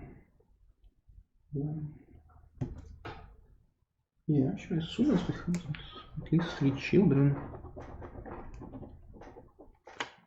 sorry, at least 2 children, right? I can kind of have the freedom.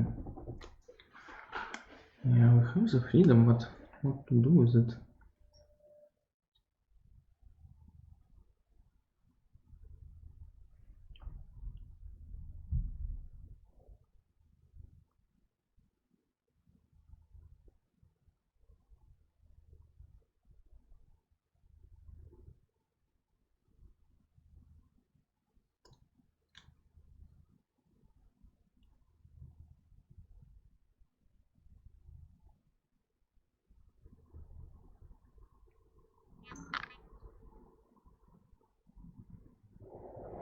Wait, okay, so we can do even number of children because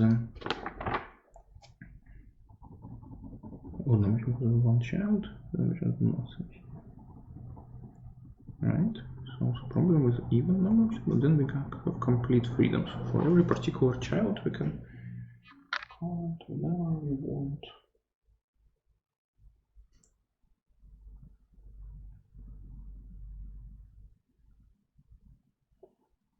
So we have lots of freedoms. So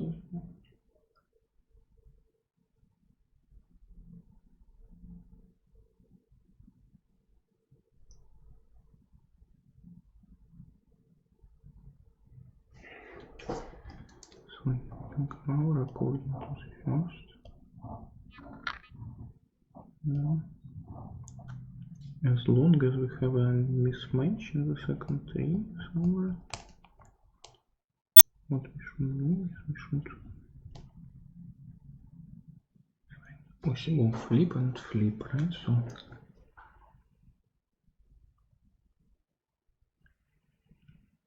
we must have a possible flip.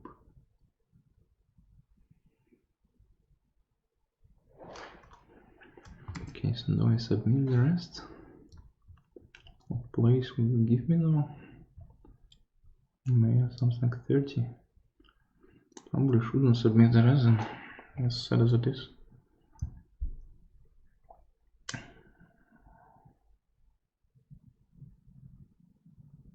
Yeah, probably shouldn't submit the rest.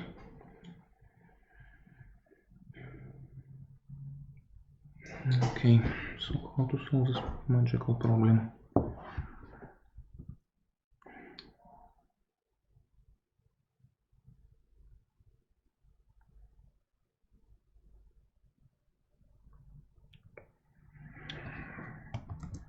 I have no idea, that's the problem. Kind of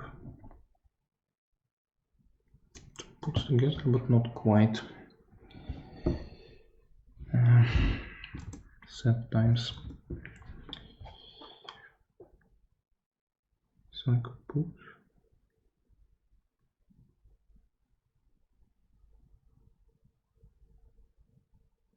two trees. What do we have in common? So for every tree I could, yeah, but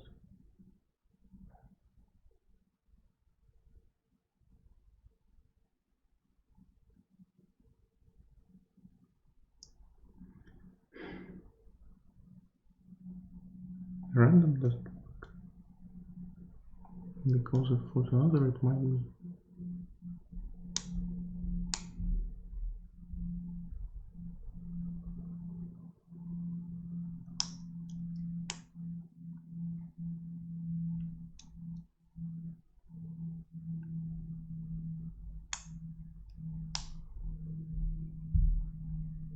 Two traversals idea sounds promising.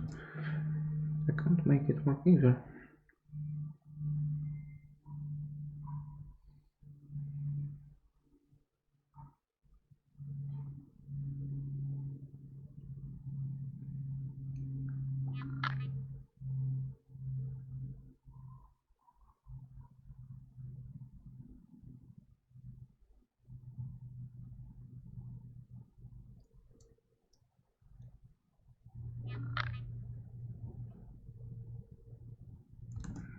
Can't make it work either. How do they solve it?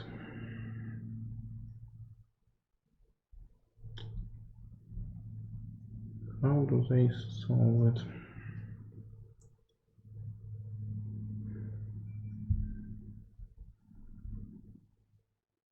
Yeah, not clear, right?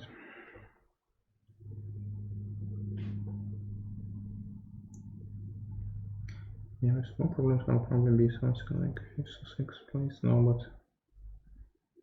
yeah, maybe 8th. Yeah, and no clue.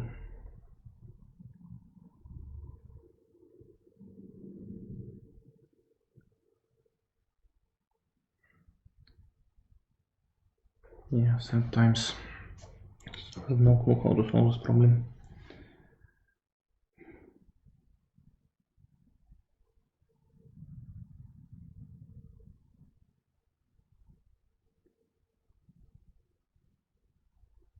It's supposed to be easier than typical AtCoder 1000. That's what's really surprising here. Still have no clue.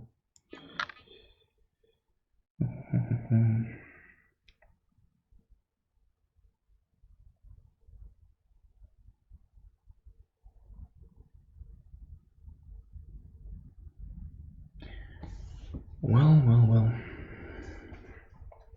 Yeah, let me submit the other problems after the end of the contest, just to see if they would have worked.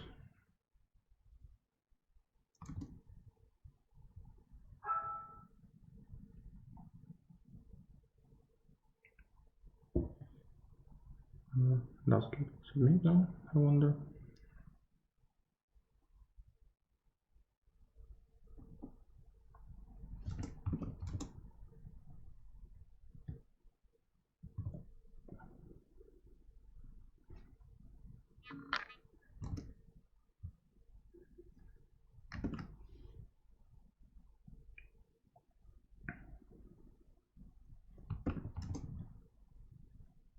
Okay, server is not very stable now.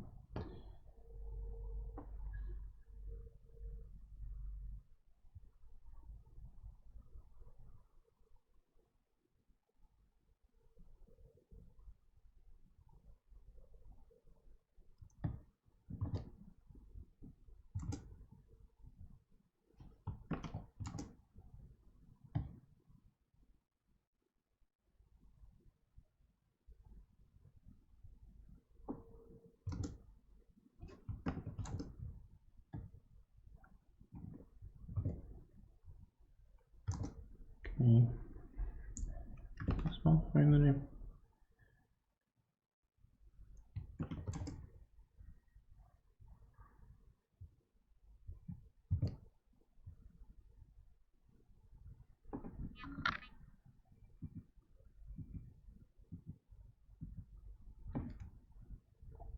Okay, is there already a tutorial?